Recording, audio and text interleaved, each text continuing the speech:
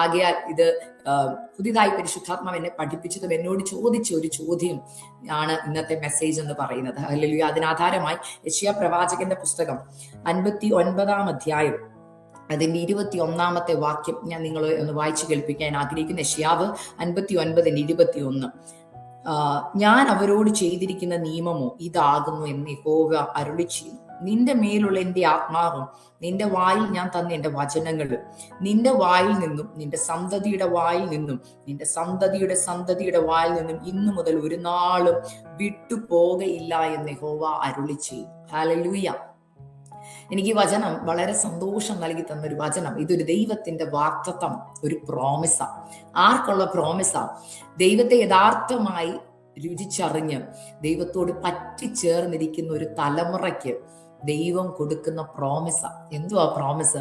ഞാൻ നിന്റെ മേൽ പകർന്ന ആത്മാവും നിന്റെ വായിൽ തന്ന എന്റെ വചനവും നിന്നിൽ നിന്ന് അത് പുറത്തോട്ടൊന്നും അല്ല പോകുന്ന, അടുത്ത തലമുറയിലേക്ക് അത് കൈമാറ്റം ചെയ്യപ്പെടും. അത് തീർന്നു പോകത്തില്ല. അടുത്ത ജനറേഷൻ അത് ഏറ്റെടുത്തിരിക്കും.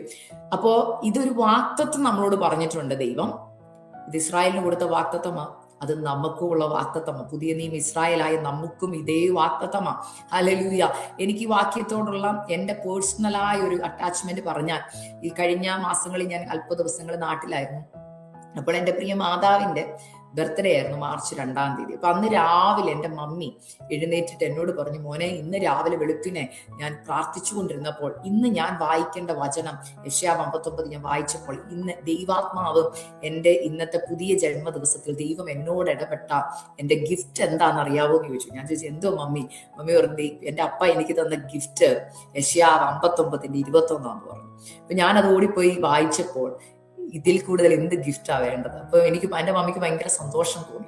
അപ്പൊ ഞാനും ആ വചനം അന്ന് വെറുതെ മമ്മിക്ക് കിട്ടിയതായിട്ട് ഞാൻ അതങ്ങ് വിട്ടെങ്കിലും ഈ വചനം എൻ്റെ ഹൃദയത്തിൽ ഇങ്ങനെ ക്രിയ ചെയ്തുകൊണ്ടിരുന്നു. അത് ഞാനൊരു ചോദ്യമായിട്ട് എടുത്തു. മമ്മിയോട് ദൈവം പറയുക, നിന്റെ മേൽ ഞാൻ പകർന്ന ആത്മാവ്, നിന്റെ വായിൽ ഞാൻ തന്ന വചനം, അത് നിന്റെ മേൽ മാത്രമല്ല, അത് നിന്റെ സന്തതിയുടെ വായിൽ വരും. മമ്മിക്ക് അക്കാര്യത്തിൽ സന്തോഷം തോന്നി. കാരണം ഇന്ന് മമ്മി കഴിഞ്ഞ നാളുകളിൽ യാക്കോബ ഒരു കുടുംബത്തിൽ നിന്ന് ഒറ്റയ്ക്ക് വിശ്വാസത്തിൽ വന്നു. കുടുംബ പാരമ്പര്യം ഒന്നും ഈ വിശ്വാസത്തിൽ പറയാനില്ല. മമ്മിയാണ് ആ തലമുറയിൽ നിന്ന് ആദ്യമായി ആ നമ്മൾ പറഞ്ഞ കുടുംബത്തിൽ നിന്ന് പുറത്തു വരുന്നത്. മമ്മി അറിഞ്ഞ സത്യം മമ്മിക്ക് 100% ഉറപ്പാണ് മമ്മിക്ക് അടുത്ത തലമുറയ്ക്ക് കൊടുക്കാൻ പറ്റിയത്. ഇത് ഞാൻ അപ്പ കേട്ടു. പക്ഷെ ഈ ദിവസങ്ങളിൽ ഞാൻ പറഞ്ഞില്ലേ, ഞാൻ ഈ ആഴ്ച ദൈവാത്മാവ് എന്നോടൊരു ചോദ്യം ചോദിച്ചു, നീ എന്താ അടുത്ത തലമുറയ്ക്ക് കൈമാറുന്നത്? ഇത് എന്നെ ഇരുത്തി ചിന്തിപ്പിച്ചൊരു ചിന്തയാ. ഇന്നും ഞാൻ അത് ചിന്തിച്ചുകൊണ്ടിരിക്കുക. അപ്പോൾ ഞാൻ എന്നോട് തന്നെ എൻ്റെ പ്രാർത്ഥനാ മുറിയിൽ ചോദിച്ചു, അക്സ, നീ എന്താ അടുത്ത തലമുറയ്ക്ക് കൈമാറാൻ കൊടുക്കുന്നത്? നീ എന്താ കൈമാറിക്കൊണ്ടിരിക്കുന്നത്? അല്ല, നീ എന്താ കൈമാറാൻ ഉദ്ദേശിക്കുന്നത്? അപ്പൊ ഞാൻ ഓർത്ത്, കർത്താവേ ശരി, എൻ്റെ കുഞ്ഞുങ്ങൾ വളർന്നു വരുന്നതേ ഉള്ളൂ, ഞാൻ എന്താ അപ്പ കൈമാറുന്നത്? അപ്പൊ നമ്മൾ കേട്ട് പരിചയമുള്ളത്, നമ്മൾ എന്തോ പറയുന്നത്, നമ്മളിപ്പോഴും കേൾക്കുന്നത് നമ്മുടെ പിതാക്കന്മാരൊക്കെ പറഞ്ഞിട്ടുണ്ടോ, ഞാൻ എൻ്റെ 10 ഏക്കർ സ്വത്താ എൻ്റെ മക്കൾക്ക് വേണ്ടി കൊടുക്കുന്നത്. ചിലരൊക്കെ കല്യാണം ആലോചിച്ച് പോകുമ്പോൾ ഞാൻ കേട്ടിട്ടുണ്ട്, അടുത്ത 5 തലമുറയ്ക്ക് ജീവിക്കാനുള്ളത് ഞാൻ നേടിയിട്ടുണ്ട്, നിങ്ങളുടെ സ്ത്രീധനമൊന്നും വേണ്ടെന്ന്. ചില അപ്പന്മാരൊക്കെ ഭയങ്കര പ്രൗഢി പറഞ്ഞിട്ടുണ്ട്. എന്ന് വെച്ചാൽ അടുത്ത 5 തലമുറയ്ക്കുള്ളത് അവർ നേടി വെച്ചിട്ടുണ്ട്. എന്തുവാണെന്നറിയോ? ഏക്കർ കണക്കിന് സ്വത്തും ബാങ്ക് ബാലൻസും. എന്നാൽ ഈ പറഞ്ഞ അപ്പച്ചന്മാരുടെ മക്കള് ഇന്ന് എവിടാന്ന് ചോദിച്ചാൽ ദൂർത്തടിച്ചും, അല്ലെ, 5 തലമുറയ്ക്കുള്ളത് ആദ്യത്തെ തലമുറ തന്നെ ദൂർത്തടിച്ചും കളയും. പിന്നെ 4 തലമുറ കഷ്ടപ്പെടുക. ചെല്ലി പറഞ്ഞു കേട്ടില്ലേ, എൻ്റെ അപ്പൻ മുടിച്ച് കളഞ്ഞു, അല്ലേ? ഞാൻ കേട്ടിട്ടുണ്ട്, ഒത്തിരി പേര് പറഞ്ഞു കേട്ടിട്ടുണ്ട്. എൻ്റെ അക്സ സിസ്റ്ററെ എത്ര തലമുറയ്ക്ക് കഴിയാനുള്ളത് ഉണ്ടായിരുന്നെന്നറിയോ? അവര് കൈമാറ്റം ചെയ്തു. എന്നിട്ട് ഇന്നത്തെ തലമുറ എന്ത് ചെയ്യും? അപ്പൊ അത്രയും ഏക്കർ കണക്കിന് അതുണ്ടല്ലോ, അത് ഞങ്ങള് കുടിച്ചും ചീട്ട് കളിച്ചും അതങ്ങ് നശിപ്പിച്ചു. പിന്നെ അടുത്ത തലമുറ കഷ്ടപ്പെടുക.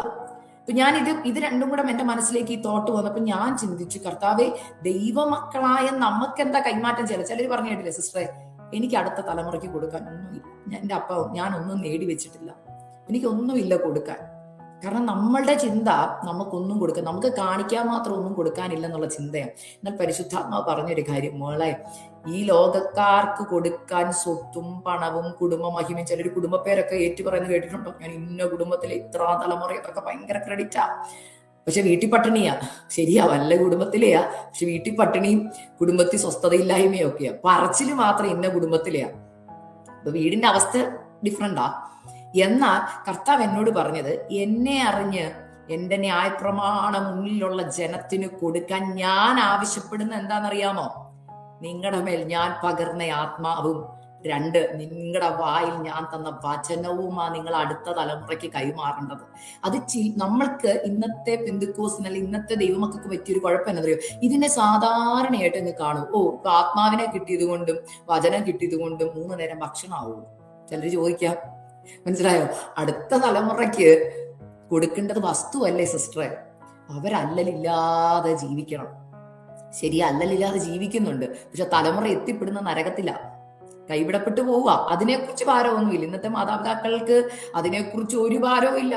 ചില പ്രാർത്ഥനാ വിഷയങ്ങളൊക്കെ കിട്ടുമ്പോൾ ഞാൻ തന്നെ കരഞ്ഞിട്ടുണ്ട്, കർത്താവേ, ഇവർക്ക് ഇവരുടെ തലമുറ രക്ഷപ്പെടണമെന്നല്ല ചിന്ത, എങ്ങനെയെങ്കിലും വിദേശത്ത് പോകണം, ജോലി ഉണ്ടാക്കണം, അടുത്ത 10 തലമുറയ്ക്കുള്ളത് ഒറ്റയടിക്ക് അമേരിക്കയിലും ഗൾഫിൽ പോയി ഉണ്ടാക്കി വെക്കണം. എന്നാൽ ഞാൻ ചോദിക്കുന്ന, അടുത്ത തലമുറയ്ക്ക് നിലനിൽക്കുന്നത് എന്തെങ്കിലും, അതായത് ഈ ലോകത്തിന്റെ ശത്രുവിന് പിടിച്ചെടുക്കാൻ പറ്റാത്തതായത് എന്തെങ്കിലും നിങ്ങൾക്ക് കൊടുക്കാൻ പറ്റുന്നുണ്ടോ? അപ്പോൾ ഈ വചനം എന്നോട് തന്നെ ഞാൻ ചോദിച്ച ചോദ്യം, ഞാൻ പറഞ്ഞാൽ ഏത് പ്രസംഗം പ്രസംഗിക്കുമ്പോഴും ഞാൻ പറയും, ആദ്യം ആ പ്രസംഗം എന്നോടുള്ളതാ, എന്നോട് പ്രസംഗിച്ചിട്ടാണ് നിങ്ങളോട് ഒന്ന് പറയുന്നത്. കാരണം ഇത് എന്നെ തിരുത്തി. എന്നോട് ദൈവാത്മാവ് ചോദിച്ചു, നിനക്ക് എന്തുവാ നിന്റെ തലമുറയ്ക്ക് കൈമാറാനുള്ളത്?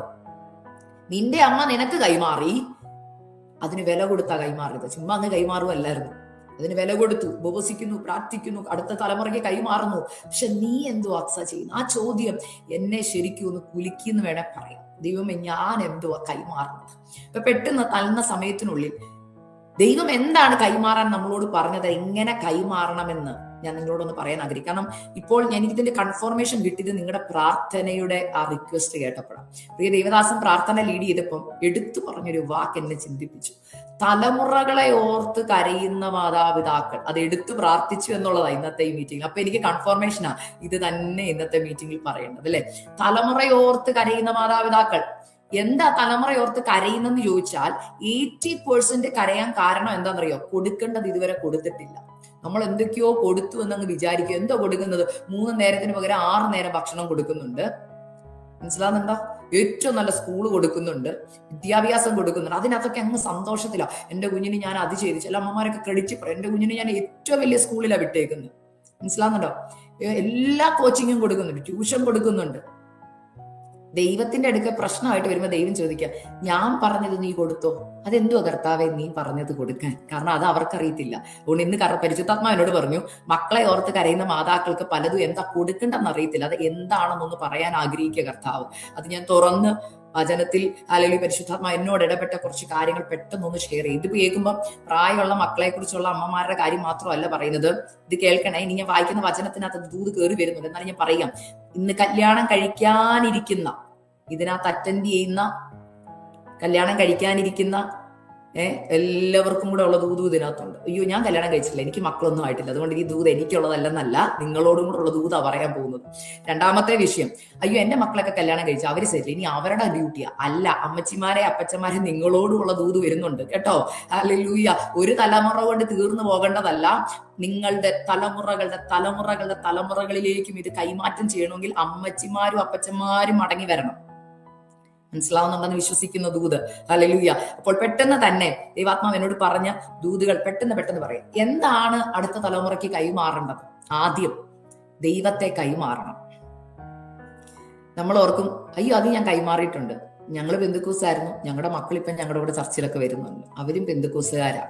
അയ്യോ ദൈവത്തെ അറിയാം, പിന്നെ അവർ യേശുവേ എന്നാ വിളിക്കുന്നത്, അല്ലെ? ചർച്ചിൽ വരുന്നുണ്ട്, പ്രാർത്ഥിക്കുന്നുണ്ട്. അയ്യോ ബൈബിളിലെ എല്ലാ വാക്യവും സൺഡേ സ്കൂളിലും പഠിക്കുന്നുണ്ട്, ഫ്രണ്ടിൽ വന്ന് പറയുന്നുണ്ട്, അതുകൊണ്ട് അവർക്ക് ഉറപ്പായിട്ടും ദൈവത്തെ അറിയാം.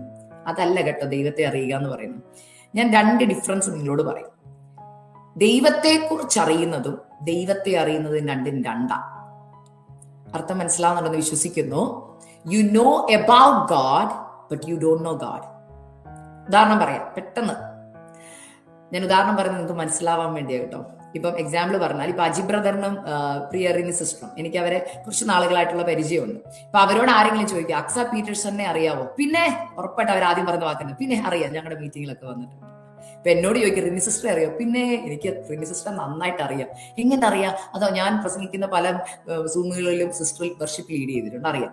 ആണോ? ഓക്കെ, അറിയാല്ലേ, ഇപ്പൊ ഭയങ്കര സന്തോഷം. എന്തൊക്കെ അറിയാമെന്ന് ചോദിച്ചാൽ ഞാൻ പറയും, സിസ്റ്ററുടെ ഹസ്ബൻഡിന്റെ പേര് അജി എന്നാണ്. അവര് ഗൾഫിലാണ് സ്റ്റേ ചെയ്യുന്നത്. അവര് വർഷിപ്പ് ഒക്കെ ലീഡ് ചെയ്യുന്ന ആൾക്കാരാ എന്നൊക്കെ പറയാം. അവർക്ക് ഒരു ക്രിസ്ത്യൻ ലൈവ് ചാനലൊക്കെ ഉണ്ട്, ഇതൊക്കെ പറയും. അപ്പോഴത്തേനും കേൾക്കുന്നവർക്ക് അയ്യോ അറിയാവല്ലേ, ഓ ശരിയാ. കേൾക്കുമ്പോൾ ആദ്യത്തെ ഇത്രയും കേൾക്കുമ്പോൾ അവർ വിചാരിക്കുന്നുണ്ട് അയ്യോ അക്സസിന് എല്ലാം അറിയാം. പെട്ടെന്ന് എന്നോട് ചോദിക്കുക, റിനി സിസ്റ്ററുടെ വീട് എവിടാ? അതെനിക്ക് അറിയത്തില്ല. അപ്പോ ഓക്കെ അത് ചോദിക്കണം. റിനി സിസ്റ്ററുടെ നമ്പരും എൻ്റെ കയ്യിലുണ്ട്. ഇടയ്ക്ക് ഞങ്ങൾ മെസ്സേജ് വായിക്കാറുണ്ട്. ഇതെല്ലാം പറയും. അപ്പൊ ചോദിക്കാം, റിനി സിസ്റ്ററിന് ഏറ്റവും ഇഷ്ടമുള്ള ഭക്ഷണം എന്താ? അതും എനിക്ക് അറിയത്തില്ല. റിനി സിസ്റ്ററിന് ഇഷ്ടമില്ലാത്ത ഭക്ഷണം എന്താ? അത് എനിക്ക് അറിയത്തില്ല. അപ്പൊ അറിയൂന്ന് പറഞ്ഞതോ, അത് റിനി സിസ്റ്ററെ കുറിച്ച് അറിയാം. അർത്ഥം മനസ്സിലാവുന്നുണ്ടോ? റിനി സിസ്റ്ററെ കുറിച്ച് അറിഞ്ഞത് കൊണ്ട് റിനി സിസ്റ്ററെ അറിയാവുന്ന എനിക്ക് ക്ലെയിം ചെയ്യാൻ പറ്റത്തില്ല. അതായത് ഇന്നത്തെ തലമുറയ്ക്ക് വന്ന ഏറ്റവും വലിയ കുഴപ്പം എവിടാന്ന് ചോദിച്ചാൽ, യേശുവിനെ അറിയോ? പിന്നെ യേശുവിനെ അറിയാം. ആരാ? ലോകത്തിന്റെ പാപം ചുമക്കുന്ന ദൈവത്തിന്റെ കുഞ്ഞാട് ഈ ഭൂമി വന്നു, ദൈവത്തിന്റെ ഏകജാതനായ പുത്രനാ. വാക്യം വേണോ? പിന്നെ പറയാലോ, യോഹന്നാൻ 3:16 തന്റെ ഏകജാതനായ പുത്രന് വിശ്വസിക്കുന്ന ഏവനും. വാക്യമൊക്കെ പെട്ടെന്ന് ഇന്നത്തെ തലമുറ പറയും. യേശു മരിച്ചു, അടക്കപ്പെട്ടു, ഉയർത്തെഴുന്നേറ്റു, രണ്ടാമത് വരും, പിന്നെ വരും എന്നാ പറയുന്നത്. യേശുവിനെ കുറിച്ച് എന്ത് ചോദ്യം ചോദിച്ചാലോ, ഒരു അമ്മയുടെ പേരെന്നാ മറിയ, എവിടെ ജനിച്ചു? ബേത്ലഹേമില്. എത്രാമത്തെ വയസ്സിലാണ് മരിച്ചു? 33 വയസ്സിൽ. അപ്പൊ നമുക്ക് ഇൻഫോർമേഷൻ കേൾക്കുമ്പോൾ നമ്മുടെ വിചാരം ഈ തലമുറയ്ക്ക് കർത്താവിനെ നല്ലതുപോലെ അറിയാം. നമ്മുടെ കുഞ്ഞുങ്ങളൊക്കെ ഫ്രണ്ടിൽ നിന്ന് ബൈബിൾ ഒരു വചനമൊക്കെ പറയുമ്പോൾ ചില അമ്മമാരുണ്ട്, എന്റെ കൊച്ച ആ വാക്യം പറഞ്ഞു, ഇച്ചിരി നീളമുള്ള വാക്യാണെങ്കിൽ ഇച്ചിരി ഗമ കൂടുകൊണ്ട് എന്റെ കൊച്ച് ഇത്രയും പ്രായത്തിൽ ഇത്രയും വലിയ വാക്യമൊക്കെ പറയും, ഹിന്ദിയിലും ഇംഗ്ലീഷിലും മലയാളത്തിലും ഒക്കെ. ഇത് നമ്മുടെ ഉള്ളിൽ അങ്ങൊരു ഗമയായിട്ട് കയറുക. പക്ഷെ കുഴപ്പം എന്താണെന്നറിയോ? കുഞ്ഞിന് പഠിക്കാൻ ഒരു ബുദ്ധിമുട്ട് അല്ലെങ്കിൽ ചെറിയൊരു പ്രശ്നം വരുമ്പോൾ നമ്മൾ പറയും, മോനെ പ്രാർത്ഥിച്ചേ. ഒരു ബുദ്ധിമുട്ട് വരുമ്പോൾ പറയും, മോനെ പ്രാർത്ഥിച്ചാൽ ഇപ്പൊ എന്തോ കിട്ടാനോ? മനസ്സിലാവുന്നുണ്ടോ പറയുന്നത്? ഞാനത് ഫേസ് ചെയ്യുന്ന കാര്യം അതുകൊണ്ടാണ് പറഞ്ഞ പല കുഞ്ഞുങ്ങളോട് സംസാരിക്കുമ്പോഴും അല്ലെങ്കിൽ എന്റെ കുഞ്ഞുങ്ങളോട് ഉൾപ്പെടെയുള്ള കാര്യം പറഞ്ഞാൽ എന്റെ അനുഭവത്തിൽ നിന്നാണ് ഞാൻ എല്ലാ കാര്യവും പറയുന്നത്. ഇപ്പൊ ചില കുഞ്ഞുങ്ങളോട് ഇപ്പൊ മോനെ മമ്മി ഇന്ന് ഇപ്പൊ വേണ്ട സാധനം പ്രാർത്ഥിച്ചാൽ എങ്ങനെയാ ദൈവം തരുന്നത്? ഇന്നത്തെ കുഞ്ഞുങ്ങളോട് നിങ്ങൾ തന്നെ ഒന്ന് പറഞ്ഞു നോക്കി. അവരൊരു പ്രശ്നം അഭിമുഖീകരിക്കുമ്പോൾ നിങ്ങളൊന്ന് പറഞ്ഞു, മോനെ പ്രാർത്ഥിച്ചാൽ മതി കർത്താവ് തരും. ഉടനെ ചോദിക്കും, മമ്മിയുടെ പൈസ ഇല്ല, കാർഡ് അങ്ങോട്ട് സ്വൈപ്പ് ചെയ്താൽ കിട്ടത്തില്ലേ, പിന്നെ എന്തിനാ ഞാൻ വെറുതെ മെനക്കെട്ട് ഈ പായലിരുന്ന് 5 മിനിറ്റ് പ്രാർത്ഥിക്കുന്നത്, അതിനൊക്കെ മതി, മമ്മിയുടെ പൈസ തന്നിട്ടില്ലേ. ചില കുഞ്ഞുങ്ങൾ ചോദിക്കുന്നത്, നിങ്ങളെ ഏൽപ്പിച്ചിരിക്കുന്നത് എന്താ? ഞങ്ങളെ നോക്കാനാ. അത് ദൈവം നിങ്ങളെ ഏൽപ്പിച്ചോ, നിങ്ങളെ ചെയ്യേണ്ടതാ. മനസ്സിലാവുന്നത്? ഇതൊക്കെ ചിലപ്പോൾ ഫേസ് ചെയ്യുന്നവർ ഇതിനകത്ത് കാണും. ചോദ്യം ഇതാ, എന്തേ പ്രശ്നം എന്ന് ചോദിച്ചാൽ പറയാം, മക്കൾക്ക് യേശുവിനെ കുറിച്ച് അറിയാം, പക്ഷെ യേശുവിനെ പിള്ളേർക്ക് അറിയത്തില്ല. ഇതിനകത്തിരിക്കുന്ന നിങ്ങളിലും ചിലപ്പോൾ ഇത് വന്നേക്കാം. പിന്നെ കർത്താവിനെ ഞങ്ങൾക്ക് നല്ലതുപോലെ അറിയാം, ബൈബിള് വായിക്കുന്നുണ്ട്, പ്രാർത്ഥിക്കുന്നുണ്ട്, പക്ഷെ ചോദ്യം യേശുവിനെ അറിയാമോ? ഇപ്പൊ എനിക്ക് റിനി സിസ്റ്ററെ അറിയണമെന്ന് ആഗ്രഹം ഉണ്ടെങ്കിൽ ഞാൻ എന്താ ചെയ്യേണ്ടെന്ന് അറിയാമോ? എല്ലാ ദിവസവും മുടക്കം വരാതെ ഒന്നെങ്കിൽ റിനി സിസ്റ്ററുടെ ഒപ്പം പോയി ജീവിക്കണം, അല്ലെങ്കിൽ റിനി സിസ്റ്ററെ വിളിച്ച് ഓരോ കാര്യങ്ങളും ചോദിച്ചറിഞ്ഞ്, ഞാൻ ആദ്യം വേണ്ടത് റിനി സിസ്റ്ററിൽ എന്നിലൊരു വിശ്വാസം, ഞാൻ റിനി സിസ്റ്ററിൽ ഒരു വിശ്വാസം അർപ്പിക്കണം. മനസ്സിലാവുന്നു? അങ്ങനെ പറഞ്ഞ് ജീവിച്ച് അല്ലെങ്കിൽ വിളിച്ച് റിനി സിസ്റ്ററുടെ എല്ലാ കാര്യവും ഇപ്പോൾ ഒരാൾ ചോദിക്കുമ്പോൾ ഞാൻ അങ്ങ് പറയുവാണ് ചെയ്യും, അയ്യോ റിനി സിസ്റ്ററെ കുറിച്ച് ഇത്രയും ഡീറ്റെയിൽസ് സക്സസ് നടക്കും, പിന്നെ അതെന്റെ ബെസ്റ്റ് ഫ്രണ്ടാണ്, ഞങ്ങൾ എപ്പോഴും സംസാരിക്കുന്നവർ. അപ്പൊ എപ്പോഴും സംസാരിക്കുകയും എപ്പോഴും കൂടെ വസിക്കുകയും ചെയ്യുന്നവർക്ക് ആ വ്യക്തിയെ പൂർണ്ണമായിട്ട് അറിയാൻ പറ്റത്തുള്ളൂ. അല്ലാതെ ചർച്ചിൽ പോയത് കൊണ്ട് ഒരാൾ ക്രിസ്ത്യാനി ആവുന്നില്ല, പെന്തുക്കോസ്ത് കുടുംബത്തിൽ ജീവിച്ചതുകൊണ്ട് ഒരു ക്രിസ്ത്യാനി ആവുന്നില്ല. അപ്പോൾ ദൈവത്തെ പരിചയപ്പെടുത്തി കൊടുക്കുക എന്നുള്ളത് നമ്മുടെ ദൗത്യമാണ്. അത് ചിലപ്പോൾ ഞാൻ തലമുറ എന്ന് പറയുമ്പോൾ തലമുറ മാത്രമല്ല കേട്ടോ, ഭാര്യയുടെ ദൗത്യമാണ് ഭർത്താവിനെ ദൈവത്തെ അറിയിക്കുക എന്നുള്ളത്, ഭർത്താവിന്റെ ദൗത്യമാണ് ഭാര്യയെ ദൈവത്തെ അറിയിക്കുക എന്നുള്ളത്. എങ്ങനെ ദൈവത്തെ അറിയിക്കാം? അതിന് ആധാരമായി സങ്കീർത്തനങ്ങൾ 48 13 വാക്യം ഞാനൊന്ന് വായിക്കാൻ ആഗ്രഹിക്കും. 13, 14. വരുവാനുള്ള തലമുറയോട് അറിയിക്കേണ്ടതിന് അതിന്റെ കൊത്തളങ്ങളെ സൂക്ഷിച്ച് അരമനകളെ നടന്നു നോക്കുവിൻ. ഈ ദൈവം എന്നും എന്നേക്കും നമ്മുടെ ദൈവമാകുന്നു, അവൻ നമ്മെ ജീവപര്യന്തം വഴി നടത്തും. അപ്പൊ ഇവിടെ പറയുന്ന ഒരു കാര്യമുണ്ട്, സിയോനെ ചുറ്റി നടന്ന് പ്രദർശനം ചെയ്യുവാൻ അതിന്റെ ഗോപുരങ്ങളെ എണ്ണുവിൻ. അപ്പൊ ആ വാക്യം വായിക്കുമ്പോൾ ചിലപ്പോൾ പെട്ടെന്ന് മനസ്സിലാവാത്തതോടെ ഞാൻ പെട്ടെന്നൊരു ആശയം പറയാം.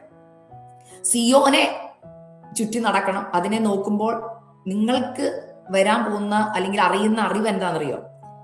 സിയോനെ കാണുന്നവന് ദൈവത്തെ തിരിച്ചറിയാൻ പറ്റും. മനസ്സിലാവുന്നുണ്ടെന്ന് വിശ്വസിക്കുന്നു. സിയോനെ ചുറ്റി നടന്ന് പ്രദർശനം ചെയ്യുവാൻ അതിന്റെ കൊത്തളങ്ങളൊക്കെ എണ്ണുകാൻ പറഞ്ഞാൽ നമ്മൾ ഓർക്കുന്ന, ഇപ്പൊ നമ്മളൊരു ചർച്ച് ചുറ്റി നടന്നത് കൊണ്ട് അതിനകത്ത് വസിക്കുന്ന ദൈവത്തെ തിരിച്ചറിയുമോ? നമ്മൾ ചിലപ്പോൾ ചിന്തിക്കും അങ്ങനെ. മനസ്സിലാവുന്നുണ്ട്? ഞാനിങ്ങനെ ചിലരോടൊക്കെ സംസാരിക്കാൻ പറയും, സിസ്റ്ററെ ആ പള്ളിയുടെ മുകളിൽ മുഴുവൻ പ്രാവുകൾ വന്നിരിക്കും കേട്ടോ, പള്ളികളിൽ ഭയങ്കര ദൈവിക സമാധാനമുള്ള സ്ഥലം, അതുകൊണ്ടാണ് പ്രാവുകൾ വന്നിരിക്കുന്നത്. ഇപ്പൊ ഞാൻ നോക്കിയപ്പോ ബോംബെ എന്ന് പറയുന്ന സിറ്റിയില്, തിരക്കേറിയ സിറ്റിയിലും ഞാൻ കണ്ടിട്ടുണ്ട് ഒത്തിരി പ്രാവുകൾ വന്ന് റോഡിന്റെ അരികെ ഇരിക്കുന്നു. അവിടെ സമാധാനം ഉണ്ടായിട്ടാണോ?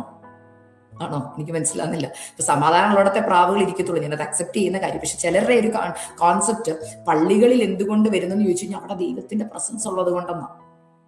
ഓക്കെ, നമ്മളൊക്കെ ചിന്തിക്കുന്ന ചിന്തകളാണ്. ഇപ്പൊ ഒരു പള്ളിയുടെ മനോഹാരിത കണ്ടോ, ഒരു പള്ളിയിൽ ഒരു പ്രസൻസ് ഉള്ളതുകൊണ്ടോ, ഓക്കെ, അവിടെ ദൈവത്തിന്റെ പ്രസൻസ് ഉണ്ട്, അതുകൊണ്ട് പള്ളി വന്നതുകൊണ്ട് അതൊക്കെ ദൈവത്തെ അറിയണമെന്നില്ല. പക്ഷെ ഇവിടെ ഞാൻ പറയാൻ വന്ന ആശയം ദൂതിത, വരുവാനുള്ള തലമുറയോട് നിങ്ങൾ പറയണം. എന്തിനെ കുറിച്ചാ? പള്ളിയുടെ മഹിമയല്ല, ഒരാളെ കുറിച്ച് അവിടെ പറയണമെന്ന് 14-ാം വാക്യത്തിൽ പറഞ്ഞത് എന്താണെന്നറിയോ? ഈ ദൈവം എന്നും എന്നേക്കും നമ്മുടെ ദൈവമാകുന്നു. അതായത് നമ്മുടെ ദൈവം ആരെന്നും ദൈവത്തിന്റെ മഹത്വം എന്തെന്നും അടുത്ത തലമുറയോട് പറയണം. അങ്ങനെ പറയണമെങ്കിൽ മാതാക്കളെ, പിതാക്കളെ, സഹോദരങ്ങളെ, നാളെ വിവാഹം കഴിക്കാൻ പോകുന്നവരെ എല്ലാവരോടും, അപ്പച്ചമാരോടും അമ്മച്ചിമാരോടും പറയുക, ഈ ദൈവം എന്നും എന്നേക്കും എന്റെ ദൈവമാ, അവൻ എന്നെ ജീവപര്യന്തം വഴി നടത്തുമെന്ന് പറഞ്ഞാ പോരാ, ജീവിച്ച് കാണിച്ചു കൊടുക്കണം അടുത്ത തലമുറയ്ക്ക്. ഇത്ര പേർക്ക് മനസ്സിലായി? ഈ ദൈവം എന്നും എന്നേക്കും നമ്മുടെ ദൈവമാകും, അവൻ നമ്മെ ജീവപര്യന്തം വഴി നടത്തും. ജീവപര്യന്തം വഴി നടത്തും എന്നുള്ള ആ വാക്ക് അവിടെ കയറണമെങ്കിൽ അതിന്റെ അർത്ഥം ജീവപര്യന്തം വഴി നടത്താൻ പറ്റാത്ത ഏതോ പ്രതിസന്ധികളുടെ നടുവിൽ കൂടെ പോയപ്പോഴാ ഈ പിതാക്കന്മാർ പറഞ്ഞത്. എന്തുവാ പറഞ്ഞത്? മോനെ വിഷമിക്കണ്ട, അടുത്ത തലമുറയോട് പറയുക, ഈ ദൈവം നമ്മളെ വഴി നടത്തും. കാരണം എന്താ അപ്പച്ച അങ്ങനെ പറയുന്നത്? ചില പിള്ളേർ ചോദിക്കും, എന്ത് പറഞ്ഞാലും പ്രാർത്ഥിച്ചാൽ മതി. ഞാൻ പറഞ്ഞിട്ടുണ്ട് എന്റെ മമ്മിയോട്, അതുകൊണ്ടാ പറയുന്നത്. എന്ത് പറഞ്ഞാലും പ്രാർത്ഥിച്ചാൽ മതി, ഇത് മാത്രമേ പറയാനുള്ളൂ എന്ന് ഞാൻ ചോദിച്ചിട്ടുണ്ട്. അപ്പൊ എന്റെ അമ്മയോട് ഞാൻ ചോദിച്ച കാര്യം പറഞ്ഞു. അപ്പൊ മമ്മി പറഞ്ഞൊരു കാര്യം, മോനെ അമ്മ ഇതുവരെ നടത്തിയത് ദൈവമാ. അപ്പൊ അമ്മയ്ക്ക് ഒരു കാര്യം ഉറപ്പുണ്ട്, അമ്മ ഇതുവരെ നിൽക്കേണ്ടതല്ല, ദൈവം നിർത്തിയതായതുകൊണ്ട് എനിക്ക് അടുത്ത തലമുറയ്ക്ക് പറയാനുള്ളതും അതാ, നിങ്ങളെയും ഈ ദൈവം വഴി നടത്തും.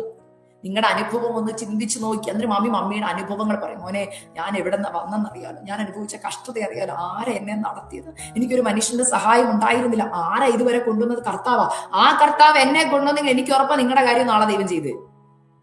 ഈ വാക്ക് കേട്ടാൽ മതി, നമുക്ക് ഒരു ബലമാ. അപ്പൊ എന്താ സംഭവിക്കുന്ന ചോദിച്ചു കഴിഞ്ഞാൽ, നമ്മുടെ വീടുകളിൽ ദൈവത്തെ കുറിച്ച് പറയുന്നത് കുറഞ്ഞുപോയി. പകരം നമ്മൾ എന്തു പറയും? നമ്മുടെ കുടുംബ മഹിമ, പണത്തിന്റെ കഴിവ്, ജോലിമേലുള്ള ആശ്രയം, ഇതെല്ലാം പറയുമ്പോൾ നമ്മുടെ തലമുറ കേൾക്കുന്ന അതാ. എത്ര പേർക്ക് ദൂത് മനസ്സിലാകുന്നുണ്ട്? ഇന്നത്തെ കുഞ്ഞുങ്ങൾ ഏറ്റവും കൂടുതൽ വിശ്വസിക്കുന്നത് ഏതിലാന്ന് ചോദിച്ചാൽ, ഇന്നത്തെ തലമുറ, ഞാൻ ഒത്തിരി ന്യൂ ജനറേഷൻ കുഞ്ഞുങ്ങളോട് സംസാരിക്കുമ്പോൾ അവർ ഏറ്റവും കൂടുതൽ വിശ്വസിക്കുന്നത് സെൽഫ് കോൺഫിഡൻസിലാണ്. യു ക്യാൻ, കേട്ടിട്ടുണ്ടോ? ഇവിടെ അമേരിക്കയിൽ ഏറ്റവും കൂടുതൽ പറയുന്ന വാക്ക് you believe in yourself. നീ നിന്നിൽ തന്നെ വിശ്വസിക്കാൻ, നിന്നെ കൊണ്ട് അത് പറ്റും. അപ്പം പറ്റാതെ വരുമ്പോ എന്താ ചിന്തിക്കുന്നത്? ഞാൻ യൂസ്ലെസ് ആണ് ചിന്തിക്കും. ഇന്നത്തെ തലമുറ ആത്മഹത്യയിലേക്ക് പോകുന്നതിന്റെ റീസൺ അതാണ്. നിന്നെ കൊണ്ട് പറ്റുമെന്ന് പറഞ്ഞ് പഠിപ്പിച്ച് ഇന്ന് അത് പറ്റാതെ വരുമ്പോ കുഞ്ഞുങ്ങൾ ചിന്തിക്കുന്നതാ, ഞാനൊരു യൂസ്ലെസ്, എന്നെ കൊണ്ട് ഉപയോഗമില്ല, ഒന്ന് തീർന്നേക്കാം. അപ്പൊ നമ്മള് ദൈവമക്കൾ എന്തോ അത് പറയേണ്ടത്? മോനെ നിന്നെ കൊണ്ട് പറ്റത്തില്ല, പക്ഷെ നിന്നിലുള്ള ദൈവത്തിന് കഴിയും. അതാണ് ബൈബിളിൽ കൊടുത്തിരിക്കുന്ന വാക്യം, I can do all things through Christ who strengthens me. എന്നെ ശക്തനാക്കുന്നവൻ മുഖാന്തരം ഞാൻ സകലത്തിലും മതിയായവൻ. ഞാൻ എപ്പോഴും ഓർക്കും, എന്നെ കൊണ്ട് പറ്റുമെന്ന് പറയാൻ. ഞാൻ എന്റെ കാര്യം പറയാം, ഞാൻ എന്നെ കുറിച്ച് ചിന്തിക്കുന്ന ഒരു കാര്യം. ഇപ്പൊ നിങ്ങളുടെ ഈ മീറ്റിംഗ് തുടങ്ങുന്നതിന് മുമ്പ് ഞാൻ ആ വാചകം പ്രാർത്ഥിച്ചിട്ടു, കർത്താവേ, ഈ ഞാനെന്ന് പറയാൻ പോലും, ഈ ഞാൻ എന്ന വാക്കിന് പോലും എനിക്ക് ഞാനെന്ന് പറയാൻ പറ്റത്തില്ല. ഐ ക്യാൻ എന്ന് എനിക്ക് പറയാൻ പറ്റത്തില്ല. കാരണം ഈ ഞാനെന്ന് പറയാൻ എടുക്കുന്ന ശ്വാസം പോലും ഒരാളുടെ. എനിക്ക് ഈ ഭൂമിയിൽ എന്തെങ്കിലും സ്വന്തമായിട്ടുണ്ടോ? നമ്മൾ എല്ലാവരും പറഞ്ഞു എനിക്ക് സ്വന്തമായിട്ട് വീടുണ്ട്, സ്വന്തമായിട്ട് കാറുണ്ട്. സ്വന്തമാണെന്ന് ആരാ പറഞ്ഞത്? ഇപ്പോഴും ബാങ്കിൽ പൈസ അടച്ചുകൊണ്ടിരിക്കില്ല, ഇപ്പോഴും സ്വന്തമായിട്ടില്ലല്ലോ, ഇല്ലേ? സ്വന്തമാണെന്ന് പറയണമെങ്കിൽ എന്ത് ചെയ്യണം? നമ്മുടെ കൈപ്പിടി തന്നെ ഇരിക്കണം. സ്വന്തമാണെന്ന് പറയുന്ന പലതിലും പലർക്കും അധികാരമുണ്ടില്ലേ? നമ്മുടെ സ്വന്തം വീടാന്ന് പറയുന്നത്, പക്ഷെ ആ വീടിന്റെ മേൽ ഗവൺമെന്റിന് ഒരു അധികാരമില്ലേ? ഇല്ലേ? ഇഷ്ടമുള്ള പോലെ എന്തും ചെയ്യാൻ പറ്റത്തില്ല. ഇപ്പോഴും നമ്മുടെ അല്ല, നമ്മുടെ വിചാരം ഇതെല്ലാം എന്റെയാ അല്ല. അപ്പൊ ഈ ഞാനെന്ന് പറയുന്നതിനകത്ത് എനിക്ക് അധികാരമുണ്ടോ? ഇല്ല. ദൈവം പറയും ഇപ്പൊ ശ്വാസം എടുക്കണ്ടെന്ന് പറഞ്ഞാൽ ശ്വാസം അവിടെ കൊണ്ട് തീർന്നു. പിന്നെ എന്തോ ശ്വാസം പോലും സ്വന്തമായിട്ടില്ല. ശ്വാസം എടുക്കാൻ പോലുള്ള എബിലിറ്റി പോലും സ്വന്തമല്ല, ദൈവത്തിന്റെ കൃപയാ. അപ്പൊ പിന്നെ ഞാനെന്ന് പറഞ്ഞ ഒരാളുണ്ടോ? ഇല്ല. അപ്പൊ ഈ ഞാൻ ഇല്ലാത്തത് കൊണ്ടും എന്നിൽ വസിക്കുന്ന ദൈവത്തിന്റെ കൃപയാണ് ഞാൻ ശ്വാസം എടുക്കുന്നതെങ്കിൽ അടുത്ത തലമുറയോട് എന്താ പറയണ്ടേ? മോനെ ഞാനെന്നുള്ള ഭാവം വേണ്ട കേട്ടോ, താഴ്മയോടെ അപ്പയോട് ചോദിക്ക് എന്ന് പറയണമെങ്കിൽ ആ താഴ്മയും ദൈവത്തിലുള്ള ആശ്രയും മാതാപിതാക്കളിൽ തലമുറ കാണണം. അപ്പം ഈ ദൈവം എന്നും എന്നേക്കും നമ്മുടെ ദൈവമാകുന്നു പറയണമെങ്കിൽ അപ്പ, അമ്മേ, സഹോദരങ്ങളെ, നിങ്ങൾ അത് കാണിച്ചു കൊടുക്കണം. ഈ ദൈവം അമ്മയുടെ ദൈവമാണ്. അത് കാണുമ്പോൾ എക്സ്പീരിയൻസ് ചെയ്യുമ്പോൾ അടുത്ത തലമുറയ്ക്ക് ആ ദൈവത്തെ വിളിക്കാൻ തോന്നും. ഇന്ന് എന്തുകൊണ്ട് തലമുറ ദൈവസന്നിധി ഇന്ന് മാറിപ്പോന്ന് ചോദിച്ചാൽ അപ്പനും അമ്മയിലും അത് കാണുന്നില്ല. അവരും ആശ്രയിക്കുന്ന മനുഷ്യരാ. പ്രശ്നം വന്നു ഉടനെ മക്കൾ നമ്മളെ ഒബ്സർവ് ചെയ്യുന്നുണ്ട്. അപ്പൊ അവര് നോക്കുമ്പോ എന്തുവാ, ഇല്ല ചായ ദൈവം പ്രവർത്തിക്കുമെന്ന് കേട്ട് വളരുന്ന ഒരു കുഞ്ഞിനറിയാം മമ്മി എന്താ പറയാൻ പോകുന്ന അടുത്തത്. ചില പിള്ളേർ പറയും ഇപ്പൊ പറയും കടം മേടിക്കാൻ, അടുത്ത കോൺവെർസേഷൻ പിള്ളേർ പൂർത്തീകരിക്കും. കാരണം അവർക്കറിയാം ഇപ്പൊ ഈ പ്രശ്നം വരുമ്പോൾ പപ്പാടെ മമ്മിയുടെ ഇടയിൽ നടക്കാൻ പോകുന്ന കോൺവെർസേഷൻ എന്താന്ന്. മനസ്സിലാവുന്നുണ്ടോ? കാരണം കുഞ്ഞുങ്ങൾ കാണുക, നിങ്ങൾ ഒബ്സർവ് ചെയ്യുക. അപ്പൊ ദൈവത്തെ അടുത്ത തലമുറയ്ക്ക് കൊടുക്കാം. അടുത്തത് പരിശുദ്ധാത്മാവ് പറഞ്ഞത് ദൈവത്തിന്റെ വചനം, ദൈവത്തെ പരിചയപ്പെടുത്തി കൊടുക്കണം. 2, വചനം കൈമാറണം. അതിനാധാരമായി സങ്കീർത്തനങ്ങൾ 78, ഇതെന്നെ ഭയങ്കരമായിട്ട് ചിന്തിപ്പിച്ച ഒരു സാംസ. സങ്കീർത്തനങ്ങൾ 78-ന്റെ 3, 4, 5 വാക്യങ്ങൾ ഞാൻ വായിക്കാൻ ആഗ്രഹിക്കുക. അവിടെ ഇങ്ങനെ പറഞ്ഞേ, നാം അവയെ കേട്ടറിഞ്ഞിരിക്കുന്നു, നമ്മുടെ പിതാക്കന്മാർ നമ്മോട് പറഞ്ഞിരിക്കുന്നു. അങ്ങനെയുള്ള ഒരു ജനറേഷനും ഇതിനകത്തുണ്ട് അല്ലെ. പിതാക്കന്മാർ നമ്മോട് പറഞ്ഞ ദൈവത്തിന്റെ വചനം അവർക്ക് കിട്ടിയത് നമുക്ക് കൈമാറി. അത് നമ്മൾ കേട്ടു. അപ്പം നാം അവയെ കേട്ടിരിക്കുന്നു, നമ്മുടെ പിതാക്കന്മാർ അത് നമ്മോട് പറഞ്ഞു. ഇനി എന്താ ചെയ്യണ്ടേ? നാം അവരുടെ മക്കളോട് അവയെ മറച്ചു വെക്കാതെ വരുവാനുള്ള തലമുറയോട് യഹോവയുടെ സ്തുതിയും ബലവും അവൻ ചെയ്ത അത്ഭുത പ്രവൃത്തികളും വിവരിച്ചു പറയും. അപ്പൊ നമ്മൾ എങ്ങനെ പറയണമെന്നാ പറഞ്ഞേ? വിവരിച്ചു പറയണം. പക്ഷെ നമ്മൾ എങ്ങനെ പറഞ്ഞു? കർത്താവ് പണ്ട് നടത്തി മോനെ. പിള്ളേർക്കറിയത്തില്ല. ഞാൻ പറഞ്ഞല്ലോ, ഞാൻ ചില സമയത്തൊക്കെ കുഞ്ഞുങ്ങളുമായിട്ട് സംസാരിക്കുമ്പോൾ ഞാൻ എൻ്റെ സാക്ഷ്യങ്ങളെ പറ്റി സൺഡേ സ്കൂളൊക്കെ എടുക്കുമ്പോഴും സൂമിലൊക്കെ ബൈബിൾ സ്റ്റഡി എടുക്കുമ്പോൾ ഞാൻ കൂടുതൽ എൻ്റെ ടെസ്റ്റിമണി പറയും. അപ്പൊ പിള്ളേർ പലപ്പോഴും എന്നോട് പറഞ്ഞിട്ട് ചേച്ചി ഓരോ കാര്യവും ഒന്നും വിടാതെ, ഇപ്പൊ എന്റെ കല്യാണം നടന്ന ടെസ്റ്റിമണി ഞാൻ ആസാദി പറഞ്ഞപ്പോ എല്ലാരും പറഞ്ഞു, അയ്യോ ചെരുപ്പിന്റെ അല്ലെങ്കിൽ ഉടുപ്പ് മേടിച്ച കഥ വരെ പറഞ്ഞത്. യെസ്, സത്യമാ. ഗൗൺ മേടിച്ച കഥ വരെ, ഓരോ രൂപ കിട്ടിയത് എങ്ങനെയാന്ന്, ചായ എങ്ങനെ ചറക്കം വന്നപ്പോ കൊടുത്തെന്ന് വരെ വിശദീകരിച്ച് പറഞ്ഞപ്പം പലരും എനിക്ക് കിട്ടിയ ഒരു റെസ്പോൺസ് ചെയ്യാൻ പലരും പറയും, മോളെ നീ അതെല്ലാം എക്സ്പ്ലെയിൻ ചെയ്ത് പറയാൻ കാണിച്ച ധൈര്യത്തെ ഞാൻ അപ്രിഷിയേറ്റ് ചെയ്യുന്നു. റീസൺ വേറൊന്നുമല്ല, അത് എക്സ്പ്ലെയിൻ ചെയ്യുമ്പോഴാ ദൈവം എത്രത്തോളം നിന്റെ ഒരു മൈന്യൂട്ടായ കാര്യത്തിൽ പോലും കെയർഫുൾ ആണെന്ന് അറിഞ്ഞത്. ഒറ്റയടി കല്യാണം നടന്നെന്ന് ഒറ്റ വാക്കി പറഞ്ഞ അത്രയും. അപ്പൊ വിവരിച്ച് പറയണമെന്നാ ദൈവം പറഞ്ഞു. എന്ന് വെച്ചാൽ എന്താ, നമ്മൾ കടന്നുപോയ ഇമോഷൻസും അപ്പൊ പിള്ളേർക്ക് റിലേറ്റ് ചെയ്യാൻ പറ്റും. അയ്യോ പപ്പ, ഇതേ ഇമോഷനിൽ കൂടെ ഞാൻ കടന്നുപോയത്. ഇന്നത്തെ പ്രശ്നം നമ്മൾ ഇതൊന്നും വിവരിച്ച് പറഞ്ഞില്ല, കർത്താവ് നടത്തി അത്ര അറിഞ്ഞാൽ മതി. അങ്ങനല്ല, പിള്ളേരെ അടുത്ത് വിളിച്ചിരുത്തി. ഇതിനാണ് കുടുംബ പ്രാർത്ഥന വെച്ചേക്കുന്നത്. എന്തോ കുടുംബ പ്രാർത്ഥന? കുടുംബ പ്രാർത്ഥനയിൽ ഇരിക്കുമ്പോൾ നമ്മൾ ആ കുടുംബ പ്രാർത്ഥന കുഞ്ഞുങ്ങളെ വിളിച്ചിരുത്തിയിട്ട്, മോനെ നീ പപ്പ പഠിക്കാൻ പറ്റുന്നില്ല, ഭയങ്കര ബുദ്ധിമുട്ടാണ് മാത്സ്. അപ്പൊ നമ്മൾ പറഞ്ഞല്ലോ, നമ്മൾ വലിയ പണ്ഡിതരും നമ്മൾ വലിയ ബുദ്ധിമാനായിട്ട് നമ്മുടെ മക്കളുടെ മുമ്പിൽ നമ്മൾ ആക്ട് ചെയ്യുന്നത്. ശരിക്കും നമ്മൾ പഠിക്കാൻ മണ്ടരാന്നുള്ള കാര്യം നമുക്കേ അറിയത്തുള്ളായിരുന്നു. അപ്പൊ എന്താണ് ഉള്ളതുപോലെ പിള്ളേരോട് പറയുക, മക്കളെ പപ്പായി മാത്സിനൊക്കെ തോറ്റിട്ടുണ്ട്, പപ്പായിക്കും പഠിക്കാൻ ബുദ്ധി ഒന്നും ഉണ്ടായിരുന്നില്ല, പക്ഷെ പപ്പായെ ഹെൽപ്പ് ചെയ്തൊരു കാര്യമുണ്ട്. പപ്പ പ്രാർത്ഥിക്കുമായിരുന്നു, പപ്പ ഉപവസിക്കുമായിരുന്നു, പപ്പാടെ അമ്മ അത് പറഞ്ഞു തന്നത്. അല്ലെങ്കിൽ അമ്മമാര് പറഞ്ഞു കൊടുക്കും, മോനെ എനിക്ക് കഴിവില്ലായിരുന്നു മോനെ, അമ്മ ഇങ്ങനെയാ നഴ്സിംഗ് പാസ്സായത്, ഇങ്ങനെയാ ഞാൻ മാത്സ് പഠിപ്പിച്ചത്. അപ്പൊ കുഞ്ഞുങ്ങൾ, ആണോ മമ്മിക്കും അപ്പൊ ഇങ്ങനെ തോന്നിയിട്ടുണ്ടോ? ഉണ്ട് മക്കളെ, അമ്മായിക്കും തോന്നിയിട്ടുണ്ട് എന്ന് പറയുമ്പോൾ പിള്ളേർക്ക് റിലേറ്റ് ചെയ്യാൻ പറ്റും. ഞാൻ ഏറ്റവും കൂടുതൽ യുവജനങ്ങളായിട്ട് സംസാരിക്കും, അവർ പറഞ്ഞു ചേച്ചി തുറന്നു പറഞ്ഞപ്പോൾ ഞങ്ങൾക്ക് എവിടെയൊക്കെയോ ഒന്ന് റിലേറ്റ് ചെയ്യാൻ പറ്റും. ഇന്നത്തെ കുഞ്ഞുങ്ങൾ, നമ്മൾ പേരൻസ് ഭയങ്കര മൽപ്പിടുത്തത്തില്ല പിള്ളേരുടെ മുമ്പിൽ സംസാരിക്കുന്നത്. നമ്മൾ പരാജയപ്പെട്ടിട്ടില്ല, നമ്മൾ എല്ലായിടത്തും സക്സസ് ആയിരുന്നു. അപ്പൊ പിള്ളേരുടെ വിചാരം അപ്പനും അമ്മയും തോറ്റിട്ടും ഇല്ല, അവര് നല്ല മിടുക്കരായിട്ട് പഠിച്ചു. അപ്പൊ നമ്മൾ പിള്ളേരെ കാണിക്കുന്നു അങ്ങനെ, നിനക്കറിയോ ഞാൻ എങ്ങനെയാ പഠിച്ചത്, നിനക്കറിയോ ഞാൻ എങ്ങനെയായിരുന്നു. ഇത് പറയുമ്പോൾ പിള്ളേർക്ക് ഒരിക്കലും നമ്മളെ, അതിനാണ് ജനറേഷൻ ഗ്യാപ്പ് എന്ന് പിള്ളേർ പറയുന്നത്. പക്ഷെ ശരിക്കും ജനറേഷൻ ഗ്യാപ്പ് ഇല്ല, അത് നമ്മൾ ഉണ്ടാക്കിയെടുക്കുന്ന. അപ്പൊ നമ്മുടെ പരാജയങ്ങളും നമ്മൾ ആരോട് പറയണം? മക്കളോട് പറയണം. മോനെ അപ്പ പരാജയപ്പെട്ടിട്ടുണ്ട്, അപ്പൊ കർത്താവ് പപ്പായെ ഇങ്ങനെ ഹെൽപ്പ് ചെയ്തു, ഇത് പറയണം. പക്ഷെ നമ്മൾ ഇന്നും കോട്ട് ചെയ്യുന്ന വചനം എന്നറിയോ? നമ്മൾ അബ്രഹാമിന്റെ, ഇസാക്കിന്റെ, യാക്കോബിന്റെ, യോസഫിന്റെയും കാര്യം പറഞ്ഞുകൊണ്ടിരിക്കും. പിള്ളേർ ചോദിക്കുക, അവരുടെ കാര്യം ഇരിക്കട്ടെ, അത് ബൈബിളുണ്ട്, പപ്പയ്ക്കും മമ്മിക്കും വല്ല എക്സ്പീരിയൻസ് ഉണ്ടോ? ഞങ്ങൾക്ക് വലിയ എക്സ്പീരിയൻസ് ഒന്നുമില്ല ദൈവമായിട്ട്. മനസ്സിലാകുന്നുണ്ടോ ഞാൻ പറയുന്ന അർത്ഥം? മനസ്സിലായോ? പക്ഷെ ഇവിടെ പറഞ്ഞ കാര്യം ഞങ്ങൾ കേട്ടത്, പിതാക്കന്മാരിൽ നിന്ന് ഞങ്ങൾ കേട്ടു. ഇപ്പൊ ഇവിടെ പറയുക, ഞങ്ങൾ ഞങ്ങളുടെ അടുത്ത തലമുറയോട് പറയുന്നു. എന്തോ പറയേണ്ടത്? അതിന് നമുക്ക് അനുഭവം വേണം. നമ്മൾ യഹോവയിൽ ആശ്രയിക്കണം, എന്നാലേ അടുത്ത തലമുറ യഹോവയിൽ ആശ്രയിക്കത്തുള്ളൂ. ഒരു പ്രശ്നം വരുമ്പോൾ നമ്മുടെ തലമുറ നമ്മളെ ഒബ്സർവ് ചെയ്യുമെന്ന് അറിയാം. ഇപ്പൊ ജോലി പോയി, കുഞ്ഞുങ്ങൾ കേൾക്കുക പറയുന്നത്, ഭാര്യ ഭർത്താവിനോടും ഭർത്താവ് ഭാര്യയോടും, ജോലി പോയച്ചാ അടുത്ത വാക്ക് നിങ്ങളുടെ വായിന് എന്താ വരുന്നത് തലമുറ കേൾക്കുക. അല്ലേലും എനിക്കറിയാം എൻ്റെ ജീവിതത്തിൽ അല്ലേലും ഇങ്ങനെ പ്രാർത്ഥന കൊണ്ട് വലിയ പ്രയോജനമില്ല. ഇപ്പൊ നമ്മൾ ഓർക്കും നമ്മൾ ഭാര്യയോട് പറഞ്ഞത് നമ്മൾ മാത്രമേ കേട്ടുള്ളൂ. നല്ല തൊട്ടപ്പുറം ഇരിക്കുന്ന ആൾ കേൾക്കുന്നുണ്ട്, TV കാണുന്നുണ്ടെങ്കിലും ഫോൺ കയ്യിലുണ്ടെങ്കിലും അവരുടെ ചെവി നിങ്ങളുടെ കോൺവെർസേഷൻ ശ്രദ്ധിക്കുന്നുണ്ട്. മനസ്സിലായി? നിങ്ങൾ നെഗറ്റീവ് പറഞ്ഞാൽ നിങ്ങളുടെ കുഞ്ഞുങ്ങൾ ഓട്ടോമാറ്റിക്കലി അത് അഡാപ്റ്റ് ചെയ്യും. അവരും എന്നാ പറയുമെന്നറിയോ? എക്സാമിന് ഫെയിലായി, അല്ലേലും എനിക്കറിയാം ദൈവം എന്റെ പ്രാർത്ഥന എന്നെങ്കിൽ. ഇതെവിടെ നമ്മോനെ പഠിച്ചു? അത് എന്റെ പപ്പ ഇങ്ങനെയാ പറയുന്നത്. ഉത്തരം മനസ്സിലായെന്ന് വിശ്വസിക്കുന്നു. പല കുഞ്ഞുങ്ങളും നമ്മുടെ പേരൻസിൽ നിന്ന് ഇത് അഡാപ്റ്റ് ചെയ്യുന്നത്. നിങ്ങൾ പോസിറ്റീവ് പറഞ്ഞ ഓട്ടോമാറ്റിക്കലി നിങ്ങളുടെ കുഞ്ഞുങ്ങൾ അത് കേട്ട് പഠിച്ചിരിക്കും. ഓക്കെ, അവിടെ പറയും വരുവാനുള്ള തലമുറയുടെ കോവിഡ് സ്തുതി പറയണം. ഈ സ്തുതി പറയാൻ പറഞ്ഞ പരിശുദ്ധാത്മാവിനോട് പറഞ്ഞത് എല്ലാവരോടും പറയണം. അതുകൊണ്ട് ഞാൻ അങ്ങ് പറയുക. വീട്ടിൽ സ്തുതിക്കാതെയും കുടുംബ പ്രാർത്ഥന ചെയ്യാത്ത അപ്പനും അമ്മയുള്ള വീട്ടിലെ കുഞ്ഞുങ്ങൾ ചർച്ചിൽ വന്ന് അവരോട് സ്തുതിക്കാൻ പറഞ്ഞാൽ അവർ സ്തുതിക്കുവോ? മനസ്സിലാവുന്നുണ്ടോ? കഴിഞ്ഞ ദിവസം ഞങ്ങളുടെ പാസ്റ്റർ പറഞ്ഞൊരു വാക്ക് എന്നെ ഭയങ്കരമായിട്ട് ചിന്തിപ്പിച്ചു. എല്ലാവർക്കും വർഷിപ്പ് ലീഡ് ചെയ്യാൻ സ്റ്റേജിൽ കയറാൻ ഇഷ്ടമാണ്. ഞങ്ങളുടെ ചർച്ചിലെ വർഷിപ്പ് ലീഡിങ്ങിന് പഠിപ്പിക്കുമ്പോൾ പറഞ്ഞൊരു വാക്കാണ്. എന്ന് വെച്ച് കഴിഞ്ഞാൽ കുഞ്ഞുങ്ങൾക്ക് ബേസിക് ആയിട്ട് അവരെ പഠിപ്പിച്ചുകൊണ്ടിരിക്കുക, എങ്ങനെ പ്രാർത്ഥിക്കണം, എങ്ങനെ ആരാധിക്കണം എന്നുള്ള അതിന്റെ ക്ലാസ് എടുത്തുകൊണ്ടിരുന്നപ്പോൾ ദേവദാസൻ പറഞ്ഞൊരു കാര്യം, എല്ലാ കുഞ്ഞുങ്ങളും ഇപ്പൊ എല്ലാവരും കൈവക്കി. അടുത്ത കാലഘട്ടത്തിൽ വർഷിപ്പ് ലീഡിങ് ചെയ്യാൻ ആഗ്രഹമുള്ള കുഞ്ഞുങ്ങൾക്ക് എല്ലാ പിള്ളേരും കൈവക്കി. അപ്പൊ ഞങ്ങളുടെ പാസ്റ്റർ പറഞ്ഞൊരു വാക്ക് എന്റെ ഹൃദയത്തിലേക്ക് ആഴമായിട്ട് തടച്ചങ്ങ് കയറി. പാസ്റ്റർ പറഞ്ഞൊരു കാര്യം, if you want to become a worship leader in the future, you be a worshipper. നീ ആരാധിക്കുന്നവനാണെങ്കിൽ നിനക്ക് മറ്റുള്ളവരെ ആരാധനയിലേക്ക് ലീഡ് ചെയ്യാൻ പറ്റത്തുള്ളൂ. ഇത് എന്നെ ചിന്തിപ്പിച്ചു. ഇപ്പൊ ഞാൻ സ്തുതിക്കുന്നവളാണെങ്കിൽ ഓട്ടോമാറ്റിക്കലി എനിക്ക് മറ്റുള്ളവരെ സ്തുതിപ്പിക്കേണ്ട കാര്യമില്ല. ഞാൻ സ്തുതിച്ചു തുടങ്ങുമ്പോൾ അടുത്ത കേൾക്കുന്നവർ അടുത്തിരിക്കുന്നവർ സ്തുതിച്ചു തുടങ്ങും. ഇപ്പൊ ഞാൻ പറയുന്നത് നമ്മുടെ മക്കള് നമ്മൾ സ്തുതിക്കുന്നതും ഒരു പ്രശ്നം വരുമ്പം നെഗറ്റീവ് പറയാതെ നമ്മൾ ദൈവസന്നിധിയിൽ ഹല്ലേലൂയ പോസിറ്റീവായത് പറയും. ഇത് നമ്മുടെ കുഞ്ഞുങ്ങൾ കേൾക്കുക, ഓട്ടോമാറ്റിക്കലി അവരെന്ത് ചെയ്യും? അഡാപ്റ്റ് ചെയ്യും. ഞാൻ എൻ്റെ കുഞ്ഞുങ്ങളിൽ നിന്ന് അത് കേട്ടുകൊണ്ടിരിക്കും. പല കാര്യങ്ങൾ നെഗറ്റീവ്, ഞാൻ എൻ്റെ കുറവ് കണ്ടുപിടിക്കുന്നവരെന്ന് അറിയാം എൻ്റെ പിള്ളേരിൽ.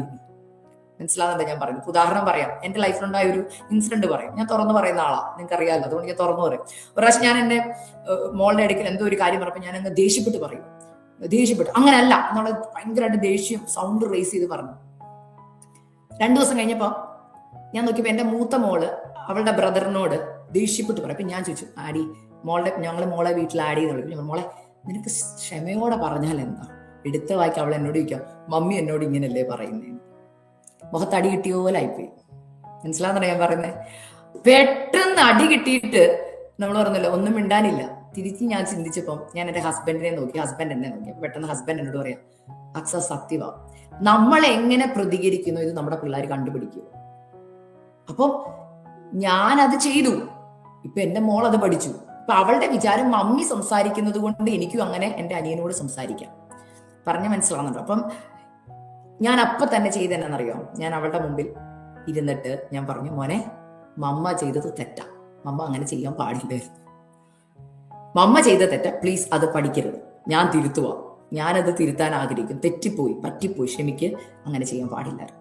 അപ്പൊ അവള് പറയാം, ഓക്കെ മമ്മ, ഞാൻ മമ്മ ചെയ്തപ്പോ ഞാൻ ഓർത്തു എനിക്കും അങ്ങനെ ചെയ്യാം. അപ്പോഴെനിക്ക് മനസ്സിലായി, സി ആ വേർഡ്സ്, ഇപ്പൊ ഈ പറയുന്ന വചനത്തിന്റെ ശക്തി മനസ്സിലായോ? നമ്മൾ എന്ത് ചെയ്യുന്നു അടുത്ത തലമുറ അത് റിപ്പീറ്റ് ചെയ്യാൻ റെഡി ആയിട്ടിരിക്കുക. നാളെ നമ്മുടെ തലമുറ നമ്മളോട് ചോദിച്ചാൽ നമുക്ക് പറയാൻ വോയിസ് ഇല്ല. അപ്പം ഇതെന്നെ ചിന്തിപ്പിച്ചു. അടുത്ത തലമുറയുടെ നമ്മൾ എന്താ പറയണ്ടേ? യഹോവയുടെ സ്തുതി, അതിന് ഞാൻ സ്തുതിക്കണം, കർത്താവ് ആരെന്ന് പറയണം, മഹത്വം കൊടുക്കണം. അടുത്തത് അവൻ ചെയ്ത അത്ഭുത പ്രവൃത്തികളും വിവരിച്ച് പറയണം. നിങ്ങൾ ഒരു 10 രൂപയ്ക്ക് കഷ്ടപ്പെട്ടിട്ടുണ്ടായിരുന്ന കാലം ഉണ്ടായിരുന്നില്ലേ? ഇല്ലെന്ന് പറയാൻ പറ്റുമോ? എവിടെയൊക്കെയോ 1 രൂപയുടെ വില അറിഞ്ഞവർ ഇതിനകത്ത് കാണും. എനിക്കുണ്ട്. ഹല്ലേലൂയ. 1 രൂപ ST കൊടുക്കാനില്ലാതെ 1 രൂപ എവിടെന്നെങ്കിലും ഒന്ന് വഴി നോക്കി നടന്നിട്ടുണ്ട്, വഴിയിലെങ്കിലും കിട്ടുമോ? ഹല്ലേലൂയ. ST കൊടുത്ത് സ്കൂളിൽ പോകാൻ നടന്നു പോകാൻ പറ്റാഞ്ഞിട്ട്. അപ്പം കിട്ടിയ സന്ദർഭങ്ങളുണ്ട്. ദൈവം ഫ്രീ ആയിട്ട് ബസ് റൈഡ് തന്നിട്ടുണ്ട്. അപ്പോൾ ഇങ്ങനത്തെ കാര്യങ്ങളൊക്കെ ജീവിതത്തിൽ സംഭവിച്ചപ്പോൾ ഞാൻ എൻ്റെ കുഞ്ഞുങ്ങളോട് ഞാനത് വിവരിച്ച് പറയും, മോനെ മമ്മ കഷ്ടപ്പെട്ടിട്ടുണ്ട്, ദൈവം അമ്മയ്ക്ക് വഴികൾ ഇങ്ങനെ തുറന്നു തന്നത്. അപ്പൊ ഞാൻ പലപ്പോഴും കണ്ടിട്ടുണ്ട് എൻ്റെ കുഞ്ഞു പോയിരുന്ന് പ്രാർത്ഥിക്കുന്ന. അപ്പൊ ഞാൻ ചോദിക്കുമ്പോൾ എനിക്ക് ഭയങ്കര സന്തോഷം. അവള് പ്രാർത്ഥിച്ച ഒരു കാര്യം നേടും, എനിക്ക് ഭയങ്കര സന്തോഷം. അപ്പോൾ പറയും, മമ്മ പറഞ്ഞത് ഓർക്കുന്നുണ്ടോ? അതുകൊണ്ട് ഞാനും ട്രൈ ചെയ്തു കേട്ടോ, ഞാനും പ്രാർത്ഥിച്ചു. അപ്പൊ എനിക്ക് ഭയങ്കര സന്തോഷമാണ്. അപ്പൊ അവളെ എന്തോ അത് മോട്ടിവേറ്റ് ചെയ്തെന്ന് ചോദിച്ചാൽ ഒറ്റ കാര്യമേ ഉള്ളൂ, അമ്മ അത് വിവരിച്ച് പറഞ്ഞു. അപ്പൊ നമുക്കത് ഇന്ന് പലർക്കും ടെസ്റ്റിമണി കുറവായിട്ട് തോന്നും. അയ്യോ പണ്ട്, ഇന്ന് വലിയ ലെവലൊക്കെ ആയി, വലിയ വീടും വലിയ പദവിയൊക്കെ എത്തിയപ്പം പണ്ടൊന്നും ഇല്ലാത്തതെന്ന് പറയാൻ ഒരു കുറവ് തോന്നുന്നവരും ഉണ്ട്. അത് കുറവല്ല കേട്ടോ. ബൈബിള് പറയുക, നിന്റെ പിതാക്കന്മാരെ നടത്തിയ ദൈവം എങ്ങനെ നടത്തിയെന്ന് നീ അടുത്ത തലമുറയോട് പറയാൻ നാണിക്കരുത്, ലജ്ജിക്കരുത്. ദൈവം നമ്മളെ ഒന്നുമില്ലായ്മയിൽ ഇതുവരെ കൊണ്ടുവന്നതെങ്കിൽ അത് പറയാൻ ലജ്ജിക്കരുത്. അത് പറയാൻ ലജ്ജിച്ചത് കൊണ്ടാ ഇന്നത്തെ തലമുറയ്ക്ക് ദൈവത്തെ സ്തുതിക്കാനും സ്തോത്രം ചെയ്യാനും ലജ്ജ തോന്നുന്നത്. ഹല്ലേലൂയ. ഇവിടെ പറയുക 5-ാം വാക്യത്തിൽ, അവനെ യാക്കോബിൽ ഒരു സാക്ഷ്യം സ്ഥാപിച്ചു, ഇസ്രായേൽ ഒരു ന്യായപ്രമാണം നിയമിച്ചു, നമ്മുടെ പിതാക്കന്മാരോട് അവയെ തങ്ങളുടെ മക്കളോട് അറിയിപ്പാൻ കൽപ്പിച്ചു. അപ്പോൾ ഈ നമ്മൾ കർത്താവിന്റെ കൽപ്പനയെ കുറിച്ച് പറയും, സ്നാനം കൽപ്പനയാണ് അല്ല, ഇതൊക്കെ കൽപ്പനയായിട്ട് പറയും. പക്ഷെ ഞാൻ കഴിഞ്ഞ ദിവസം നോക്കിയപ്പോൾ ഇവിടെ ഒരു കൽപ്പനയായിട്ട് പറഞ്ഞേക്കോ, എന്തോ നീ അടുത്ത തലമുറയോട് പറഞ്ഞേ പറ്റൂ, എന്ത്? ന്യായപ്രമാണം. അതായത് ഇന്നത്തെ മാതാപിതാക്കൾ അടുത്ത തലമുറയെ ന്യായപ്രമാണം, അതായത് ദൈവം നമുക്ക് തന്ന കുറച്ച് റൂൾസ് ഉണ്ട്, അത് പഠിപ്പിക്കാൻ മറന്നു പോകുന്നു. അതിനെന്ത് ചെയ്യണം? നമ്മൾ ന്യായപ്രമാണം നമ്മുടെ ഹൃദയത്തിൽ എഴുതി വെക്കണം. നമ്മുടെ ഹൃദയത്തിൽ ആ ന്യായപ്രമാണം ഉണ്ടാവണം. എന്റെ ഹൃദയത്തിൽ ആ ന്യായപ്രമാണം ഉണ്ടെങ്കിൽ എനിക്ക് അടുത്ത തലമുറയോട് എന്ത് ചെയ്യാൻ പറ്റത്തുള്ളൂ? ആ ന്യായപ്രമാണം പഠിപ്പിക്കാൻ പറ്റത്തുള്ളൂ. ഇവിടെ പറയാ കൽപ്പനയാ ദൈവത്തിന്റെ. എന്തോ കൽപ്പന? നീ പഠിപ്പിച്ചേ പറ്റൂ. എന്ത്? ഞാൻ നിങ്ങൾക്ക് കൈമാറിയ ന്യായപ്രമാണം, അത് കൽപ്പനയാ. ഇവിടെ പറയാ കൽപ്പിച്ചു. കേൾക്കണം, അടുത്ത വാക്യം നിങ്ങൾ ശ്രദ്ധിച്ചു കേൾക്കണം. ഇതാ ഞാൻ പറഞ്ഞു, വിവാഹം കഴിക്കാൻ പോകുന്നവരും ഭാവിയിൽ അപ്പനും അമ്മയും ആകാൻ പോകുന്നവർക്കും വേണ്ടിയുള്ള ദൂതാ ഞാൻ പറയാൻ പോകുന്നത്.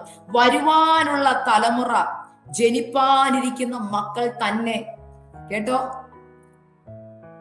വരുവാനുള്ള തലമുറ, ജനിക്കാനിരിക്കുന്ന മക്കൾ. അപ്പൊ ജനിക്കാനിരിക്കുന്ന മക്കൾ, വിവാഹം ഒക്കെ കഴിക്കാനിരിക്കുന്നവരോട് പരിശുദ്ധാത്മാവ് ദൂതായിട്ട് പറയുക, നിങ്ങൾ ഇപ്പോഴേ അത് പ്രാക്ടീസ് ചെയ്താലേ നിങ്ങൾക്ക് അടുത്ത തലമുറ ഉണ്ടാകുമ്പോൾ ചെയ്യാൻ പറ്റത്തുള്ളൂ. ദൈവം ആരെന്ന് നിങ്ങൾ അറിയണം, ന്യായപ്രമാണം നിങ്ങളുടെ ഉള്ളിൽ ഉണ്ടാവണം. അപ്പോൾ അടുത്ത തലമുറയ്ക്ക് നിങ്ങൾക്ക് അത് കൈമാറാൻ പറ്റും. എന്നിട്ട് പറയാം, അവയെ ഗ്രഹിച്ച്, ആ വാക്കൊക്കെ ഭയങ്കര ആഴമാ. കൽപ്പന പറഞ്ഞു കൊടുത്തു, ന്യായപ്രമാണം പറഞ്ഞു കൊടുത്തു, എഴുന്നേറ്റ് അങ്ങ് പ്രസംഗം തുടങ്ങുമല്ല, ശുശ്രൂഷ തുടങ്ങുമല്ല. ഇവിടെ പറയുന്നത് അത് ഗ്രഹിക്കണം ആദ്യം. അത് എന്തുകൊണ്ട് ദൈവം വേണ്ടെന്ന് പറഞ്ഞു, എന്തുകൊണ്ട് ദൈവം അങ്ങനെ ചെയ്യാൻ പറഞ്ഞു, എന്തുകൊണ്ട് ദൈവം ചെയ്യണമെന്ന് പറഞ്ഞു. എന്നിട്ട് പറയാം, അത് ഗ്രഹിച്ചിട്ട് വേണം എഴുന്നേറ്റ് അടുത്ത മക്കളോട് പറയാൻ. കേട്ടോ, എന്തിനിത് പറയണം? ദൈവവചനം പറയണം. ഞാൻ പെട്ടെന്ന് പറയാം, എന്തിന് നമ്മുടെ സാക്ഷ്യം പറയണം, എന്തൊക്കെയാ പറയേണ്ടതെന്ന് ഞാൻ പറഞ്ഞു. ദൈവത്തെ കുറിച്ച് പറയണം, ദൈവത്തിന്റെ ന്യായപ്രമാണം നമ്മൾ അടുത്ത തലമുറയോട് പറയണം. 3, നിങ്ങളുടെ ജീവിതത്തിൽ ദൈവം ചെയ്ത ടെസ്റ്റിമണീസ്, ദൈവം നിങ്ങളെ നടത്തിയ വഴികൾ പറയണം. 4, ദൈവം നമുക്ക് തന്ന ന്യായപ്രമാണം. അല്ലെങ്കിൽ നമ്മൾ എന്തിനിങ്ങനെ, ചില കുഞ്ഞുങ്ങൾ ചോദിക്കുന്നു, ഈ ഞായറാഴ്ച എന്തിനാ ചർച്ചിൽ പോയി 3 മണിക്കൂർ ഇരുന്നാലേ ദൈവം പ്രസാദിക്കത്തുള്ളൂ? ഞാൻ കേട്ടിട്ടുള്ള ചോദ്യം, എന്തിനാ ഈ വെള്ളിയാഴ്ച പ്രാർത്ഥന, മധ്യസ്ഥ പ്രാർത്ഥന വെച്ചേക്കുന്നത്? എന്തിനാ ഈ കുടുംബ പ്രാർത്ഥന വെച്ചിരിക്കുന്നത്? ഉത്തരവുണ്ടോ നിങ്ങൾക്ക്? എന്തിനാ ഈ സങ്കീർത്തനം വായിക്കുന്നത്? എന്തിനാ ഈ പാസ്റ്റർ 2 മണിക്കൂർ പ്രസംഗിക്കുന്നത്? എന്തിനാ ഉപവാസ പ്രാർത്ഥന? എന്താ ഈ ഉപവാസം എന്നൊക്കെ ചോദിച്ചാൽ നിങ്ങൾക്ക് ഉത്തരവുണ്ടോ? മക്കൾക്ക് പറഞ്ഞു കൊടുക്കാൻ ഉണ്ടാവണം. അത് എന്തിനാ മമ്മി ഈ ചർച്ച സാക്ഷ്യം വെച്ചേക്കുന്നത്? എന്തിനാ ഈ സാക്ഷി എഴുന്നേറ്റ്? എന്നോട് ചോദിച്ചിട്ടുണ്ട്. അതുകൊണ്ടാണ് പറഞ്ഞ പല പിള്ളേരൊക്കെ ചോദിക്കുമ്പോൾ, ചേച്ചി എന്തിനാ ചേച്ചി ഈ ആൾക്കാർ എഴുന്നേറ്റ് ഇങ്ങനെ സാക്ഷ്യം പറയുന്നത്? രോഗത്തിൽ നിന്ന് വിടുതൽ കിട്ടി, ഇതൊക്കെ എന്തിനീ സാക്ഷ്യം പറഞ്ഞു? അപ്പൊ അത് ബൈബിളിൽ നിന്ന് കാണിച്ചു കൊടുക്കണം. എന്തിനാ സാക്ഷ്യം പറയുന്നത്? അപ്പൊ ഇവിടെ പറയുക, നമ്മളുടെ വിശ്വാസത്തിന്റെ എന്തിനെന്നുള്ളത് അത് പെട്ടെന്ന് ഞാൻ വായിച്ചു വിടാം. പുറപ്പാട് പുസ്തകം 13:14 ഇങ്ങനെ പറഞ്ഞത്, നിന്റെ പുത്രന്മാരിൽ ആദ്യജാതനെയൊക്കെ നീ വീണ്ടുകൊള്ളണം.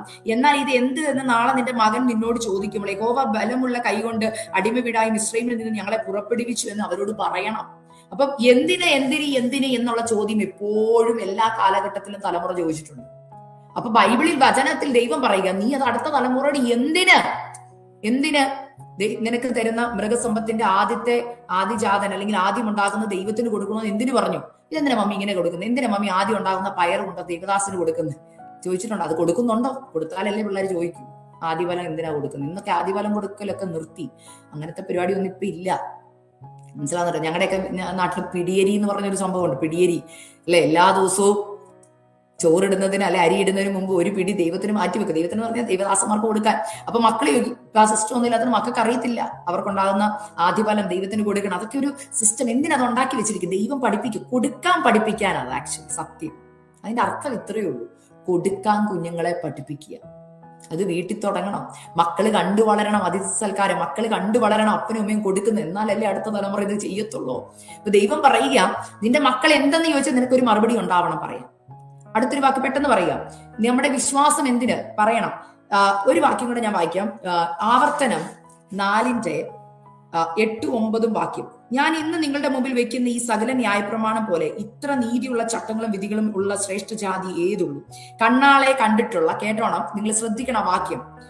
ഇതിപ്പോ പഴയ നിയമം ആയതുകൊണ്ട് ഓർക്കും, നമ്മൾ പുതിയ നിയമസഭയിൽ ഇത് നമുക്ക് ബാധകമാണ്, പുതിയ നിയമസഭയ്ക്ക് ബാധകമാ. അതുകൊണ്ടാണ് ഞാൻ ഈ പറയുന്നത്. കണ്ണാലെ കണ്ടിട്ടുള്ള കാര്യങ്ങൾ നീ മറക്കാതെയും, കേട്ടോ, നമ്മൾ കണ്ടത് മറക്കരുതെന്ന് വചനം പറയുന്നു. അതാ 103 സങ്കീർത്തനത്തിന് പറഞ്ഞു, ദൈവം ചെയ്ത ഉപകാരം മറക്കരുത്. അവ നിന്റെ മനസ്സിൽ നിന്ന് വിട്ടുപോകാതെ ഇരിപ്പാൻ മാത്രം സൂക്ഷിച്ച് നിന്നെ തന്നെ ജാഗ്രതയോടെ കാത്തുകൊള്ളുക. നിന്റെ മക്കളോടും മക്കളുടെ മക്കളോടും അവയെ ഉപദേശിക്കണം. കേട്ടല്ലോ, നമ്മുടെ കണ്ണുകൊണ്ട് കണ്ടത് രോഗസൗഖ്യം, പണ്ട് സഭകളിലൊക്കെ നടന്ന രോഗസൗഖ്യം നിങ്ങളുടെ തലമുറയോട് പറയണം. വചനം പറയുന്നതിനോടൊപ്പം നിങ്ങളുടെ അനുഭവങ്ങൾ പറയണം. ഇതെല്ലാം പറയുക. എന്തുകൊണ്ട്? നമ്മൾ മറച്ചു വെക്കരുത്. ഇനി ഇമ്പോർട്ടന്റ് ആയ ഒരു കാര്യം പെട്ടെന്ന് 5 മിനിറ്റിൽ പെട്ടെന്ന് ഞാൻ പറയാൻ ആഗ്രഹിക്കുക. നമ്മൾ ഇതെല്ലാം പറയുന്നുണ്ട്. ഏതാ? വചനം പറയണം, ടെസ്റ്റിമണി പറയണം. ഇതെല്ലാം പറയുമ്പോൾ എന്താ സംഭവിക്കുന്നത്? നമ്മുടെ വിശ്വാസം നമ്മൾ കൈമാറ്റം ചെയ്യുന്നു. കൈമാറ്റം ചെയ്യാൻ എളുപ്പമാണ്, പറയാൻ എളുപ്പമാണ്. 2, പ്രവൃത്തിയിൽ അത് കാണിച്ചു കൊടുക്കണം. ഞാൻ ഇന്ന് ഏറ്റവും കൂടുതൽ എവിടെ പ്രസംഗിക്കുമ്പോഴും ഞാൻ പറയുന്ന ഒരു കാര്യം, സുവിശേഷം പ്രസംഗിക്കുക, ആവശ്യമെങ്കിൽ മാത്രം വാക്കുകൾ ഉപയോഗിക്കുക. കാരണം ഇന്ന് ജനറേഷൻസ് മാറിപ്പോകുന്നതിന്റെ ഏറ്റവും വലിയ കാര്യം പ്രാസംഗികരെ കൊണ്ട് നിറഞ്ഞേക്കുക, പക്ഷെ ജീവിച്ചു കാണിക്കുന്നവർ ചുരുക്കം. വീട്ടിലും തലമുറ കാണുന്നില്ല. ഞാൻ പല കുഞ്ഞുങ്ങളോട് വിശ്വാസം പറയാനൊക്കെ പറയും, ചേച്ചി എനിക്ക് ആഗ്രഹമുണ്ട്. കഴിഞ്ഞ ഇടയ്ക്ക് എന്നെ ഒരു മോള് വിളിച്ചു പറയും, ചേച്ചി എനിക്കറിയാം ഞാൻ എന്താ ചെയ്യുന്നതെന്ന്, എനിക്കറിയാം ഉപവസിക്കണം പ്രാർത്ഥിക്കണമെന്ന്. ദൈവാത്മാവ് എന്നോട് വ്യക്തമായിട്ട് സംസാരിച്ചു ഉപവസിക്കാൻ. ഞാൻ ഉപവസിക്കാൻ എന്നപ്പോ എന്റെ മമ്മി എന്നോട് പറയുക, ഈ പ്രായത്തിലൊന്നും ഉപവസിക്കണ്ട. പെങ്കൊച്ചിന് 23 വയസ്സായി. അമ്മ പറയും ഉപവസിക്കണ്ടെന്ന്. അയ്യോ, നീ ഉപവസിക്കൊന്നും വേണ്ട, അത് പ്രായമുള്ളവരൊക്കെ ചെയ്തോളൂ, ഇപ്പൊ അതിന്റെ ആവശ്യമൊന്നുമില്ലെന്ന്. എന്തോ അമ്മ പറയുന്നത്, അമ്മയ്ക്ക് കുഞ്ഞിന്റെ ഹെൽത്ത് ആവശ്യം. ദൈവം അവളോട് പറയാം, നീ എന്റെ സന്നിധി ഇരുന്ന് ഉപവസിക്കാൻ. അപ്പൊ ഒന്നോർത്തെ, വിശ്വാസികളാ. അപ്പൊ അടുത്ത തലമുറയ്ക്ക് എന്താ പറഞ്ഞു, നീ ഉപവസിക്കണ്ട. ഒന്നോർത്ത് നോക്ക്. അപ്പോ അടുത്ത തലമുറ ആരാന്ന് ഇനി മാതാപിതാക്കൾ മനസ്സിലാക്കണം. നമ്മുടെ മക്കളാ നിങ്ങളുടെ ഉള്ളിലൊക്കെ ചിന്തയുണ്ടെന്ന് മാറ്റണം കേട്ടോ. കർത്താവ് എന്റെ ചിന്ത മാറ്റിക്കളഞ്ഞതാ. എന്റെ കുഞ്ഞുങ്ങളെ ദൈവാത്മാവ് എന്റെ കയ്യിൽ തന്നപ്പോൾ ദൈവം പറഞ്ഞൊരു വാക്കുണ്ട്, നിനക്ക് നോക്കാൻ തന്നേ ഉള്ളൂ, ഇതിന്റെ കർത്തൃത്വം എനിക്കാ. എന്റെ മക്കളാ, കൈ നോക്കാൻ തന്നതേ ഉള്ളൂ. തീരുമാനം ഒന്നും തലമുറയുടെ മേൽ ചാടിക്കേറി എടുക്കരുത് കേട്ടോ. ചാടിക്കേറി എന്റെ മോൾ ഇത്, എന്റെ മോൻ ഇന്നതാവണം. നോ, നിങ്ങൾക്ക് ഒരു അതോറിറ്റി ഇല്ല മക്കളിൽ തീരുമാനങ്ങൾ എടുക്കാൻ. ആരോട് ചോദിക്കണം? തന്നവനോട് ചോദിക്കണം. അപ്പയുടെ ഹിതം എന്താ? ഈ കുഞ്ഞുങ്ങൾ ആരാവാനാ? എന്റെ മക്കളുടെ കാര്യത്തിൽ ഇന്ന വിഷയത്തിൽ ഞാൻ എന്തോ തീരുമാനം എടുക്കേണ്ടത് അപ്പനോടാ ചോദിക്കേണ്ടത്. ഇന്ന് പല മാതാപിതാക്കളും എന്റെ മോളെന്ന് ധൈര്യത്തോടെ പറയുമ്പോൾ കർത്താവ് നിന്റെ അല്ല കേട്ടോ, എന്റെയാ. അത് പക്ഷെ നമ്മൾ എപ്പോഴും ഇത് പറയുന്നറിയോ? കുഞ്ഞുങ്ങൾക്ക് എന്തെങ്കിലും പറ്റുമ്പോ അറിയോ ഉത്തരവാദിത്തം നമ്മുടെ കയ്യിലല്ല, അല്ലേ? അപ്പോഴാ പറഞ്ഞ കർത്താവ് ഇത് അങ്ങയുടെ മക്കളാ. അപ്പോഴാ സമർപ്പണം വരുന്നത്. അതിനെ ചിലതൊക്കെ ദൈവം സംഭവിപ്പിക്കുന്നു. എന്തിനാ? നമ്മൾ ആ സമർപ്പണത്തിലേക്കൊന്ന് വരാൻ. എന്റെ മോൻ, എന്റെ മോളി, എന്റെ പറയല് കർത്താവിന്റെ ദാനമാ മക്കള്. കർത്താവ് ചോദിക്കുമ്പോൾ തിരിച്ചു കൊടുക്കേണ്ടതാ. ആ ബോധം വേണം. അത് എല്ലാത്തിലും വേണം. ഭർത്താവ് ദൈവത്തിന്റെ ദാനം, മക്കള് ദൈവത്തിന്റെ ദാനം, ജോലി ദൈവത്തിന്റെ ദാനം. പെട്ടെന്ന് ഞാനൊരു ആശയം പറയും. ഇത് കർത്താവ് എനിക്കൊരു വാണിംഗ് ആയിട്ട് തന്നു. ഇത് ഇത്രയും ഞാൻ കൈമാറേണ്ടത് എന്തെന്ന് പറഞ്ഞു. വചനം, ദൈവത്തെ കൈമാറണം, വചനം കൈമാറണം, ന്യായപ്രമാണം, റൂൾസ് ആൻഡ് റെഗുലേഷൻസ് കൈമാറണം, നമ്മുടെ സാക്ഷ്യങ്ങൾ കൈമാറണം. ഇതൊക്കെ കൈമാറുക എന്ന് പറയുമ്പോൾ വാക്കുകളാൽ മാത്രമല്ല, നമ്മുടെ ജീവിതം കൊണ്ട് നമ്മൾ പ്രൂവ് ചെയ്ത് കാണിക്കണം. അത് അവരുടെ കണ്ണാൽ കാണണം. കൈമാറണം എന്ന് പറഞ്ഞപ്പോൾ തന്നെ കൈമാറരുതാത്തതും കൂടെ ഞാൻ പറയണം, ഇല്ലെങ്കിൽ തെറ്റാ, ഇല്ലേ? അതും കൂടെ പറഞ്ഞാലല്ലേ ഈ പ്രസംഗം പൂർത്തിയായി. പെട്ടെന്ന് ഞാൻ പറയാം തന്ന സമയത്തുള്ളിൽ. എന്താണ് ഇന്നത്തെ തലമുറയ്ക്ക് യൂഷ്വലി നമ്മൾ കൈമാറിക്കൊണ്ടിരിക്കുന്നത്? ഇന്ന് ഇതൊക്കെ ചെയ്യണമെന്ന് പറയും, ഇത് ചെയ്യാത്തവർ ഇതിനകത്തുണ്ട്. ഇനി ചെയ്തുകൊണ്ടിരിക്കുന്നത് കുറച്ചും കൂടെ ഞാൻ പറയാം. എന്താ കൈമാറുന്നത്? ഉദാഹരണം പെട്ടെന്ന് വചനം ഒന്നും വായിപ്പിക്കുന്നില്ല, പെട്ടെന്ന് പറയാം. അബ്രഹാം ഒരു നുണ പറഞ്ഞു. എന്താ നുണയെന്നറിയോ? ഭാര്യയെ പിടിച്ച് പെങ്ങളാക്കി. ഒരു നുണ പറഞ്ഞു, രക്ഷപ്പെട്ടു. ഓക്കെ. ഇപ്പൊ ചില അപ്പന്മാർക്കും അമ്മമാർക്കും ഒരു പ്രശ്നമുണ്ടേ. നമ്മുടെ മക്കളുടെയൊക്കെ കൂടെ യാത്ര ചെയ്യുമ്പോൾ നമ്മൾ ഒരു ക്രെഡിറ്റ് പണ്ട് ചെയ്ത് പാപമൊക്കെ വിളിച്ചു പറയും. നിനക്കറിയാവോ, ഞാൻ ഭയങ്കര ഗുണ്ടയായിരുന്നു, എന്റെ അടുക്ക് അടിക്കാൻ വന്നവനെ ഞാൻ എന്ത് ചെയ്തു, മലത്തി അടിച്ചു. ഭയങ്കര ക്രെഡിറ്റ് ആണ്. എന്നുവെച്ചാൽ ഒരു ഹീറോ മൈൻഡഡ് പറയുന്നതാ. മമ്മിമാരൊക്കെ പറയും, അറിയാം ഞാൻ അങ്ങനെ ചെയ്തു, ഇങ്ങനെ ചെയ്തു. ഭയങ്കര സ്കൂളിൽ ഞാൻ ഭയങ്കര അലമ്പായിരുന്നു, ബാക്ക് ബെഞ്ച് ഇരുന്ന് ഞാൻ ഇങ്ങനെ ചെയ്തു. ഇത് എന്നെ ദൈവാത്മാവ് വാൺ ചെയ്തതാ കേട്ടോ. അതുകൊണ്ടാണ് ഞാൻ ഈ പറയുന്നത്. നമ്മൾ വലിയ ക്രെഡിറ്റ് അടിക്കുന്ന സംഭവങ്ങളാണ്, പക്ഷെ നമ്മൾ അറിയുന്നില്ല ഇത് പിള്ളേർ അബ്സോർവ് ചെയ്തിട്ട് ഇത് പെട്ടെന്ന് അവർ അബ്സോർവ് ചെയ്യും. മനസ്സിലാവുന്നുണ്ടോ പറയുന്നേ? ഞാൻ എൻ്റെ മമ്മിയെ പറ്റിച്ച് അങ്ങനെ ചെയ്തിട്ടുണ്ട്, മമ്മിയോട് പറയാതെ മതിലി ആടിയിട്ടുണ്ട്. ഇതൊക്കെ വലിയ ക്രെഡിറ്റ് പറയുമ്പോൾ നമ്മുടെ മക്കൾ ഇത് കേട്ടോണ്ടിരിക്കും. അപ്പൊ മക്കളോട് ഡാഡി മമ്മി വലിയ സംഭവം ഒന്ന് കാണിക്കാൻ പറയുന്ന കാര്യം. അപ്പൊ എന്നാ പറ്റുന്നറിയോ? അടുത്ത തലമുറ ഇത് തന്നെ കാണിക്കും. അബ്രഹാം പറഞ്ഞിട്ടില്ലെന്ന് പറയരുതേ. അബ്രഹാം ഉറപ്പായിട്ട് മകനോട് പറഞ്ഞിട്ടുണ്ട്, നിനക്കറിയാം നിന്റെ മമ്മി ഭയങ്കര സുന്ദരിയായിരുന്നു, അയ്യോ നുണ പറഞ്ഞാ ഇതുവരെ രക്ഷിച്ചുകൊണ്ട് ഇവിടുത്തെ പടം വരെ കൊണ്ടുവന്നത് എന്ന് പറഞ്ഞു. അപ്പൊ ഇസ്ഹാക്കിന്റെ ഉള്ളിൽ ഇത് കിടക്കുക. ഇസഹാക്കും പ്രായപ്പോ ഇത് തന്നെ അങ്ങ് ചെയ്തു, ഭാര്യയെ പിടിച്ച് പെങ്ങളാക്കി. ഞാൻ പറഞ്ഞ ദൂത് മനസ്സിലായെന്ന് വിശ്വസിക്കുക കേട്ടോ. ഒറ്റ വാക്കിൽ അതങ്ങ് നിർത്തുക. ചിലതൊക്കെ ഭയങ്കര, ചിലരുണ്ട് സഭാരാഷ്ട്രീയമൊക്കെ ഭയങ്കരമായിട്ട് എന്ത് ചെയ്യുക, ക്രെഡിറ്റ് പറയും. ഞാൻ സെക്രട്ടറി ആയിരുന്നപ്പോ ഞാൻ ഇന്നയാളെ ഒറ്റ രാത്രി കൊണ്ട് മാറ്റി, വലിയ കാര്യത്തിലൊക്കെ മക്കളുടെ മുമ്പിൽ ഭയങ്കരമായിട്ട് പറയുമ്പോ ഓർത്തോ, അടുത്ത തലമുറ രാഷ്ട്രീയം കേട്ടോണ്ടാ വളരുന്നത്. അടുത്ത തലമുറയുടെ ചെവിക്കുള്ളിലേക്ക് ഇത് കേറിയിട്ട് അടുത്ത തലമുറ നിങ്ങൾ ചെയ്തതിന്റെ അപ്പുറം ചെയ്യാൻ തയ്യാറായി എഴുന്നേറ്റ് വരുന്നു. പറഞ്ഞ് മനസ്സിലാവുന്നുണ്ടെന്ന് വിശ്വസിക്കുകയാ. ചെയ്യരുതാത്തതും കൂടെ പറയണം. വലിയ വീരകൃത്യത്തിൽ പറയുന്നത്, തലമുറയുടെ മുമ്പിൽ കാണിക്കുന്നതും പറയുന്നതും അടുത്ത തലമുറ കേട്ടുകൊണ്ടിരിക്കുകയാണ്. പക്ഷെ പറയാം, പപ്പയ്ക്കൊരു അബദ്ധം പറ്റിപ്പോയി മോനെ, അത് പാപമായിരുന്നു, പപ്പായ്ക്ക് അറിയില്ലായിരുന്നു, അത് ചെയ്യരുതെന്ന് അങ്ങനെ പറയണം. ഞാൻ പറയുന്ന അർത്ഥം മനസ്സിലായോ? നമ്മുടെ പരാജയങ്ങളെയും പറയണം മക്കളോട്. പക്ഷെ പറയണം, പപ്പായ്ക്ക് ഒരു തെറ്റ് പറ്റിപ്പോയി, മനസ്സിലാവുന്നുണ്ടോ?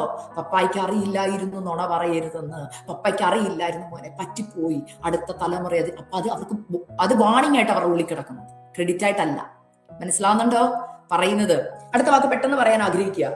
യാക്കോബ് അപ്പനെ പറ്റിച്ച്, ചേട്ടനെയും പറ്റിച്ച്, ജ്യേഷ്ഠാവകാശവും അല്ലെ, എങ്ങനെയാ പറ്റിച്ചെന്നറിയോ? ഞാനത് ഓർക്കുക. എന്റെ ദൈവമേ, ഞാൻ ഇന്ന് കഴിഞ്ഞ ദിവസം ഈ വചനം വായിച്ച് ഞാൻ കരഞ്ഞുപോയി. യാക്കോബ് അപ്പനെ പറ്റിച്ചത് എങ്ങനെയാണെന്നറിയോ? ഉടുപ്പൊക്കെ ഇട്ട അല്ലെ, ഉടുപ്പിട്ട് പറ്റിച്ചു. കേട്ടണം, ചേട്ടനെ പോലെ ഉടുപ്പ് ധരിച്ചു വന്ന് പറ്റിച്ചതാ. രോമമുള്ള ഉടുപ്പൊക്കെ അമ്മ കൊടുത്തു, അത് ഇട്ട് വന്ന് പറ്റി. അപ്പൊ അപ്പൻ എങ്ങനെയായിരിക്കും? യാക്കോബ് 12 മക്കളെ വിളിച്ചിരുത്തി ഭയങ്കര ക്രെഡിറ്റ് പറയുക. അറിയാവോ ഞാനിപ്പോ ഇങ്ങനെ ഈ അവസ്ഥയിൽ വന്നെന്ന്, അനുഗ്രഹം മൊത്തം ഞാൻ മേടിച്ചെടുത്ത. എങ്ങനെ മേടിച്ചെടുത്തേ? അതുണ്ടല്ലോ, അത് ഞാൻ ഉടുപ്പൊക്കെ ഇട്ട് ചെന്ന് അപ്പനെ ഈസി ആയിട്ട് പറ്റിച്ചു എന്നൊക്കെ പറയുമായിരിക്കും. ഈ പറയുമ്പോ ഓർക്കേണ്ട കാര്യം, 10 ചെറുക്കന്മാർ ഇത് മൊത്തം പിടിച്ചെടുത്തിട്ടുണ്ടായിരുന്നു. എങ്ങനെയാ അപ്പനെ, യാക്കോബിനെ 10 ആൺമക്കൾ പറ്റിച്ച്? ഇവിടെ ഒരെണ്ണെ പറ്റിച്ചുള്ളെങ്കിൽ അടുത്ത തലമുറ വന്നപ്പോ 10 പേരും കൂടെ ഒരുമിച്ച് പറ്റിച്ചു. എങ്ങനെയാ? അത് ഉടുപ്പ് കാണിച്ച. ഉത്തരം മനസ്സിലായെന്ന് വിശ്വസിക്കുന്നു. ഉടുപ്പ് ഇട്ട് പറ്റിച്ചെങ്കിൽ ഇവിടെ ഉടുപ്പ് കാണിച്ച് പറ്റിച്ചു. എത്ര പേരുണ്ടായിരുന്നു ഇപ്രാവശ്യം? അടുത്ത ജനറേഷനിൽ 10 പേര്. എത്ര നാളാ വേദന യാക്കോബ് കഴിച്ചു നോർത്തി. ആ വേദനയില് മാതാപിതാക്കളെ, തെറ്റ് വല്ലതും വന്നിട്ടുണ്ടെങ്കിൽ നേറ്റു പറഞ്ഞു യഥാസ്ഥാനപ്പെട്ടോണം കേട്ടോ. തലമുറ കൈവിടപ്പെടുന്നതിന് മുമ്പ് യഥാസ്ഥാനപ്പെട്ടോണം കേട്ടോ. ഹല്ലേലൂയ. പറ്റിപ്പോയപ്പ എവിടെയൊക്കെയോ ഹല്ലേലൂയ എന്റെ വാക്കുകൾ കൊണ്ട് തെറ്റ് വന്നിട്ടുണ്ടെന്ന് ഇന്ന് രാത്രികാലം ഒന്ന് സമർപ്പിച്ചോണം കേട്ടോ. ഹല്ലേലൂയ. അടുത്ത തലമുറയ്ക്ക് നിങ്ങൾ എന്തുവാ കൈമാറുന്നത്? ഹല്ലേലൂയ. അടുത്തൊരു വാക്കും കൂടെ പറഞ്ഞ് നിർത്തുക. നമുക്ക് എന്താണ് അടുത്ത തലമുറയ്ക്ക് സാധാരണ കൈമാറിക്കൊണ്ടിരിക്കുന്നത്? അതിന് പെട്ടെന്നൊരു വാക്യം വായിക്കുക. എബ്രായ ലേഖനം 12-ാം അധ്യായം അതിന്റെ 15-ാം വാക്യം. ആരും ദൈവകൃപ വിട്ട് മാറുകയും വല്ല കയ്പുള്ള വേരും മുളച്ച് കലക്കമുണ്ടാക്കി അനേകർ അതിനാൽ മലിനപ്പെടുകയും ആരും ദുർനടപ്പുകാരനോ ഒരു ഊണിനെ ജ്യേഷ്ഠാവകാശം വിറ്റുകളഞ്ഞ യേശാവിനെ പോലെ അബദ്ധനോ ആയിത്തീരുകയും ചെയ്യാതിരിപ്പാൻ കരുതിക്കൊള്ളുക. ഈ വാക്യം വായിച്ചപ്പോ പെട്ടെന്ന് പരിശുദ്ധാത്മാവ് എന്നോട് പറഞ്ഞൊരു വാക്ക്, മോളെ, ഇന്നത്തെ ജനറേഷന് പറ്റിപ്പോയ ഏറ്റവും വലിയ പ്രശ്നം എവിടാന്ന് ചോദിച്ചു കഴിഞ്ഞാൽ, അവരടുത്ത തലമുറയ്ക്ക് കൈമാറുന്നത് കയ്പിന്റെ വേര. മനസ്സിലാവുന്നുണ്ടോ? നിങ്ങളുടെയൊക്കെ വീടുകളിൽ അത് നടക്കുന്നുണ്ട്. അതെടുത്തു പറയാൻ കർത്താവ് പറയുന്നത് കൊണ്ട് ഞാൻ പറയുക. നമ്മുടെ വീടുകളിൽ, നിങ്ങളെന്ന് പറയുമ്പോൾ നമ്മുടെ വീട്ടിലും അറിയാതെ ഞാനും പറഞ്ഞു, എന്റെ ജീവിതത്തിലെ തെറ്റുകളിൽ നിന്ന് ഞാൻ പഠിക്കുന്നത്. കയ്പിന്റെ വേരെങ്ങനെയാ വരുന്നത്? യേശാവിന്റെ കാര്യം ഇവിടെ എക്സാമ്പിൾ ആയിട്ട് പറഞ്ഞു. ആരും ദൈവകൃപ വിട്ട് എന്ത് ചെയ്യരുത്, മാറരുത്. അപ്പൊ ദൈവകൃപയിൽ നിന്ന് നമ്മളെ മാറ്റിക്കളയുന്ന കയ്പുള്ള പേര്. കയ്പ് എന്ന് പറയുന്നത് ബിറ്റർനെസ്, ഹെയ്റ്റ്, ഇഷ്ടക്കേടുകൾ. നിങ്ങൾക്കെല്ലാം നിങ്ങളുടെ ജീവിതത്തിലേക്ക് ഒന്ന് ശോധന ചെയ്യാൻ പെട്ടെന്ന് ഞാനൊരു എക്സാമ്പിൾ പറയട്ടെ. നമുക്ക് ഒരാളോട് ഇഷ്ടക്കേടുണ്ടായാൽ നമ്മളത് ഉള്ളിൽ വെക്കുവോ പറയൂ? ഉറപ്പായിട്ടും പറയും. ആരോട് പറയും? വീട്ടിൽ പറയും. എങ്ങനെ പറയും? കഴിച്ചുകൊണ്ടിരിക്കുമ്പോൾ, അല്ലെങ്കിൽ ചർച്ച കഴിഞ്ഞ് വണ്ടിയെ കയറുമ്പോൾ നടന്നതെല്ലാം അന്ന് പുള്ളിയോട് വലിയ ആരാക്കാരത്ത് സ്വോത്രം കൊടുക്കാൻ പോകും. സ്വോത്രം തന്നില്ല, എന്തൊരു ഗമയാ, ഇനി ഞാൻ മിണ്ടത്തില്ല. ഇല്ലേ? വീട്ടിൽ നടന്ന കാര്യം, ചർച്ച നടന്ന കാര്യങ്ങളും, അല്ലെങ്കിൽ ഒരു കൂടപ്പറപ്പിന്റെ, അല്ലെങ്കിൽ ഒരു നമ്മൾക്ക് അറിയുന്ന ഒരു റിലേറ്റീവ്സിന്റെ വീടൊക്കെ പോയി വിസിറ്റ് ചെയ്ത് തിരിച്ചു വരുമ്പോഴായിരിക്കും നമുക്ക് അവരോടുള്ള ദേഷ്യവും കാര്യങ്ങളും ഒക്കെ നമ്മൾ ചിലപ്പോൾ ഭാര്യ ഭർത്താക്കന്മാര് അപ്പനും അമ്മയും ഒക്കെ ആയിരിക്കും ഷെയർ ചെയ്യുന്നത്. പക്ഷെ പുറകെ ഇരിക്കുന്ന കുറച്ച് പേര് ഇത് ശ്രദ്ധിക്കുന്നുണ്ടെന്ന് നമ്മൾ മറന്നു പോവുക. ആരാന്നറിയാം? മക്കള്. അവൻ എന്നോട് എന്താ ചെയ്തെന്നറിയാവോ? ഇവരെന്നോട് എന്നാ ചെയ്തെന്നറിയോ? ഇത് നമ്മൾ പറയുമ്പോൾ മക്കള് കേൾക്കുക. അപ്പൊ ഇവരുടെ ഉള്ളിൽ നമ്മൾ ഒരു ഇമേജ് ക്രിയേറ്റ് ചെയ്ത് കൊടുക്കുക അവരെ കുറിച്ച്. എന്നിട്ട് എന്താ സംഭവിക്കുന്നറിയോ? ഈ കുഞ്ഞുങ്ങൾ പിന്നെ അവരോട് മിണ്ടത്തില്ല. ചില മാതാപിതാക്കൾ പറഞ്ഞു കൊടുക്കും, ഒരു കാര്യം ഞാൻ പറഞ്ഞേക്കാം, അവരോട് പോയി മിണ്ടിയേക്കരുത്, പപ്പായോടും മമ്മിയോടും ഇങ്ങനെ ചെയ്തവരാ. അപ്പൊ നമ്മളിത് പ്രൊട്ടക്ഷൻ ആയിട്ടാ പറയുന്നത്. പക്ഷെ ശരിക്കും ചെയ്യുന്ന എന്നാ? യേശാവ് അതാ ചെയ്തത്. ബൈബിളിൽ പറഞ്ഞിട്ടില്ല, പക്ഷെ നിങ്ങളൊന്ന് വചനം വായിച്ചാൽ മനസ്സിലാവും. ഏശാവിന് തന്റെ ജ്യേഷ്ഠാവകാശം നഷ്ടപ്പെട്ട അന്ന് തൊട്ട് യാക്കോബിനോട് ദേഷ്യമുണ്ട്. ഏശാവ് അത് ഇരിക്കുമ്പോഴും നടക്കുമ്പോഴും വീട്ടിൽ ഭാര്യയോടും ഇതെല്ലാം പറയുമ്പോൾ അടുത്ത ജനറേഷനിലേക്ക് അവൻ ആ കയ്പിന്റെ വേര് ട്രാൻസ്ഫർ ചെയ്യുക. മനസ്സിലാവുന്നുണ്ടെന്ന് വിശ്വസിക്കുക. ഉള്ളിലല്ല, പുറമെ ഇത് കാണിച്ചു തുടങ്ങും. അപ്പോൾ കൂടപ്പിറപ്പുകളോടുള്ള സ്നേഹബന്ധം, സ്വന്തം സഹോദരങ്ങളോടുള്ള ദേഷ്യം നിങ്ങളുടെ മക്കൾക്കറിയാം. എനിക്കറിയാലോ, ഞാൻ ചില വിഷയങ്ങൾക്ക് വേണ്ടിയൊക്കെ പ്രാർത്ഥിക്കുമ്പോൾ ചില മക്കൾ എന്നോട് പറഞ്ഞിട്ടുണ്ട്, എന്റെ പപ്പാടെ ചേട്ടനോട് മിണ്ടത്തില്ല, പപ്പാടെ അനിയനോട് മിണ്ടത്തില്ല, മമ്മിക്ക് മമ്മിയുടെ ചേച്ചിയോട് ഭയങ്കര ദേഷ്യവും. ഇപ്പൊ ഫൊർഗീവ്നെസിനെ കുറിച്ചൊക്കെ പ്രസംഗിക്കുന്ന സ്ഥാനങ്ങളിൽ എനിക്ക് വന്നിട്ടുള്ള വിഷയങ്ങൾ അതുകൊണ്ടാണ് പറഞ്ഞേ. മമ്മി പറഞ്ഞിട്ടുണ്ട് അവരോട് മിണ്ടരുത്, അതുകൊണ്ടാണ് ചേച്ചി ഞാൻ മിണ്ടാത്തത്. നോക്കിക്കേ, നിങ്ങളുടെ തലമുറയ്ക്കും അവരുമായിട്ട് ഒരു ബന്ധവും ഇല്ല, കുഴപ്പമില്ല. പക്ഷെ നിങ്ങൾ അങ്ങോട്ട് ട്രാൻസ്ഫർ ചെയ്യുക.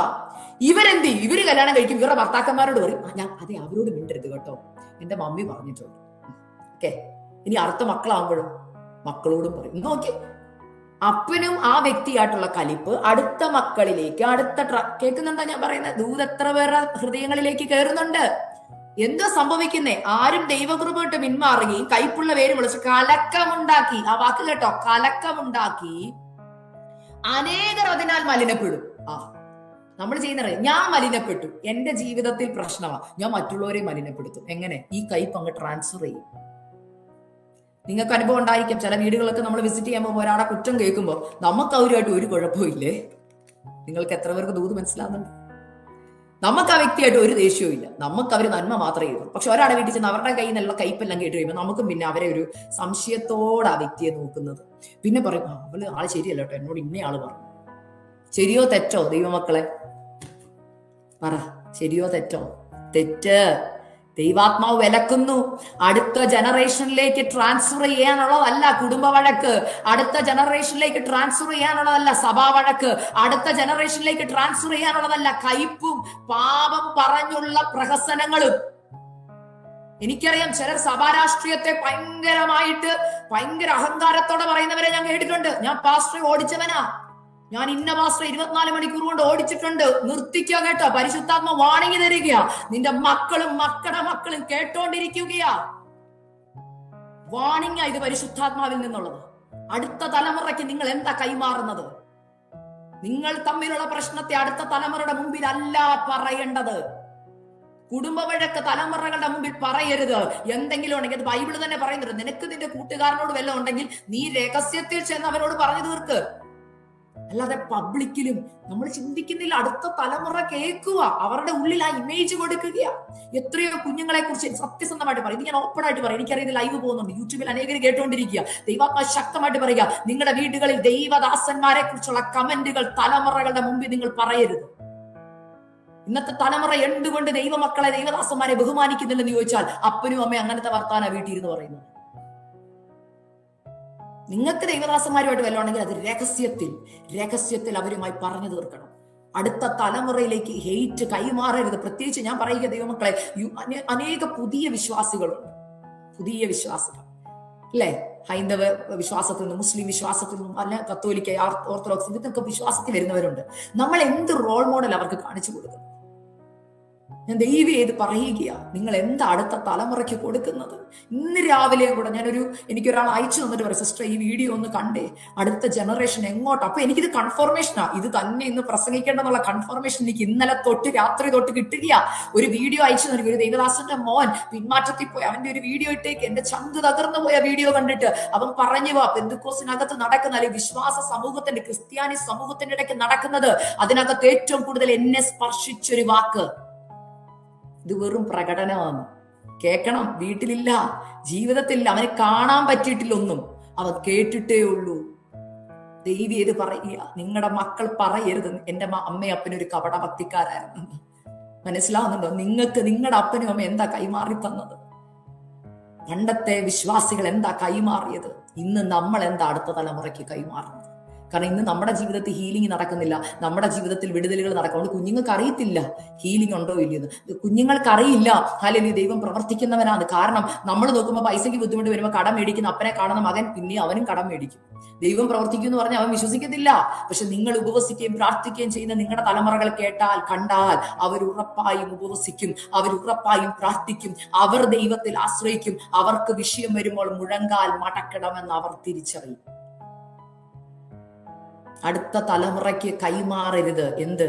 പാപപ്രവർത്തികൾ കൈമാറരുത്. 2, പാപപ്രവൃത്തികൾ കൈമാറുക എന്ന് പറഞ്ഞാൽ മനസ്സിലായോ? നമ്മൾ ചെയ്ത പാപങ്ങൾ വലിയ ക്രെഡിറ്റ് ആയിട്ട് പറയുമ്പോൾ അടുത്ത തലമുറ ഇത് കേട്ടോണ്ടിരിക്കുക. 2, ഹെയ്റ്റ്, ബിറ്റർനെസ്, കയ്പ് കൈമാറരുത്, വിദ്വേഷം കൈമാറരുത്. അടുത്ത വാക്യം ഞാൻ പറഞ്ഞ നമ്മുടെ അവിശ്വാസം കൈമാറരുത്. നമ്മളോ അവിശ്വാസം, ദൈവത്തെ വിശ്വാസമില്ല. അടുത്ത തലമുറയെങ്കിലും ചില ഭാര്യമാര് പറഞ്ഞിട്ടുണ്ട്, എന്റെ സിസ്റ്റർ ഞാൻ വലിയ ആനക്കാര്യത്തിൽ കുടുംബ പ്രാർത്ഥന മകനോട് പ്രാർത്ഥിക്കാൻ പറയുമ്പോൾ അപ്പൻ അവിടെ ഇരുന്ന് പറയും, എന്നെ ഇറക്കാം, നീ എഴുന്നേറ്റ് പോയി, ഇതിനൊന്നും കാര്യം, നീ വേണേ പോയി പഠിക്കും, ദൈവം പ്രവർത്തിക്കുന്നൊക്കെ ചുമ്മാ. ഞാൻ കേട്ടിട്ടുണ്ട്. അതുകൊണ്ടാണ് ഈ പറയുന്നത്. എന്റെ അടുക്ക പ്രാർത്ഥിക്കാൻ ചില ആന്റിമാര് പറയുമ്പോൾ എന്റെ സിസ്റ്റർ ഞാൻ ഒരു വശത്ത് മോനെ പ്രാർത്ഥന പഠിപ്പിക്കുന്നതാണ്, മറുവശത്തിരുന്ന് നെഗറ്റീവ്. അങ്ങനെയുള്ളവരുണ്ട്. അപ്പൊ എന്താ ചെയ്യേണ്ടത്? നമ്മുടെ അവിശ്വാസം നമ്മൾ കൈമാറുക. പപ്പ പറഞ്ഞല്ലോ, പപ്പ കാണിക്കുന്നുണ്ടല്ലോ, പപ്പ പ്രാർത്ഥിക്കുന്നില്ലല്ലോ, പപ്പ ചർച്ച കൈവെക്കുന്നില്ലല്ലോ, പപ്പ ദശാംശം കൊടുക്കുന്നില്ലല്ലോ, പപ്പ പറയുന്നില്ലല്ലോ. ഇങ്ങനെ പറയുമ്പോൾ, അല്ലെങ്കിൽ അമ്മ ആരും ആയിക്കോട്ടെ, ഇതിവര് കാണുകയാണ്. അടുത്ത ജനറേഷൻ അത് ഏറ്റെടുക്കുകയാ. പപ്പ ചെയ്യുന്നുണ്ടെ പിന്നെ എനിക്ക് ചെയ്താൽ എന്താ? അടുത്ത തലമുറയിലേക്ക് ഇതൊന്നും അല്ല കൈമാറേണ്ടത് എന്നാ? ഞാൻ ആ കുറിവാക്യം വായിച്ചിട്ട് നിർത്തുക. നിന്റെ മേലുള്ള എന്റെ ആത്മാവും നിന്റെ വായിൽ ഞാൻ തന്ന എന്റെ വചനങ്ങളും നിന്റെ വായിൽ നിന്നും നിന്റെ സന്തതിയുടെ വായിൽ നിന്നും നിന്റെ സന്തതിയുടെ വായിൽ നിന്നും ഇന്നു മുതൽ ഒരു നാളും വിട്ടുപോകില്ല. അപ്പൊ നിന്റെ സന്തതി എന്ന് പറയുമ്പോൾ അപ്പച്ചന്മാരെ, അമ്മച്ചിമാരെ, അമ്മയും അപ്പനും ഇനി പറയുന്നില്ലെങ്കിലും അമ്മച്ചിമാരെ, നിങ്ങളുടെ കൈ കിട്ടുന്ന കൊച്ചുമക്കളോടൊന്ന് പറയണേ, നമ്മുടെ ദൈവം ജീവിക്കുന്ന ദൈവമാണ്. എന്തോ പറയണ്ടേ? ഈ ദൈവം ഇന്നും എന്നേക്കും നമ്മുടെ ദൈവമാകുന്നു, അവൻ നമ്മെ ജീവപര്യന്തം വഴി നടത്തും. ഹല്ലേലൂയ. ഇന്ന് ആത്മാവിനെ കൈമാറുന്ന കാര്യം ഞാൻ പറയുന്നില്ല, കാരണം ആത്മാവ് നമ്മളിലുണ്ടോ എന്ന് ആദ്യം ഒന്ന് ചിന്തിക്കാം, എന്നാലല്ലേ കൈമാറാനുള്ളൂ. ഹല്ലേലൂയ. നിറയപ്പെടുന്നവർക്കല്ലേ അടുത്ത ജനറേഷന് കൈമാറാൻ പറ്റുള്ളൂ. ഹല്ലേലൂയ. അതുപോലെ ഇന്ന് ചോദ്യത്തിൽ നിൽക്കുന്ന ഒരു സമൂഹത്തിലേക്ക് നമ്മൾ വന്നിരിക്കുന്നു. എന്നാൽ കൈമാറാൻ ചിലത് നമ്മൾ ആദ്യം നമുക്ക് നിറയ്ക്കാം. നമ്മൾ നിറച്ചിട്ട് അടുത്ത തലമുറയ്ക്ക് കൈമാറാം. ആകയാൽ ഈ വചനങ്ങളാൽ ദൈവം നിങ്ങളെ അനുഗ്രഹിക്കട്ടെ. എനിക്ക് ഇങ്ങനെ ഒരു അവസരം നൽകി തന്ന പ്രിയ ദൈവദാസനോട് നന്ദി അറിയിച്ചുകൊണ്ട് ഞാൻ നിർത്തുന്നു. മാറാ നാഥ, ദൈവം നിങ്ങളെ അനുഗ്രഹിക്കട്ടെ. Thank you.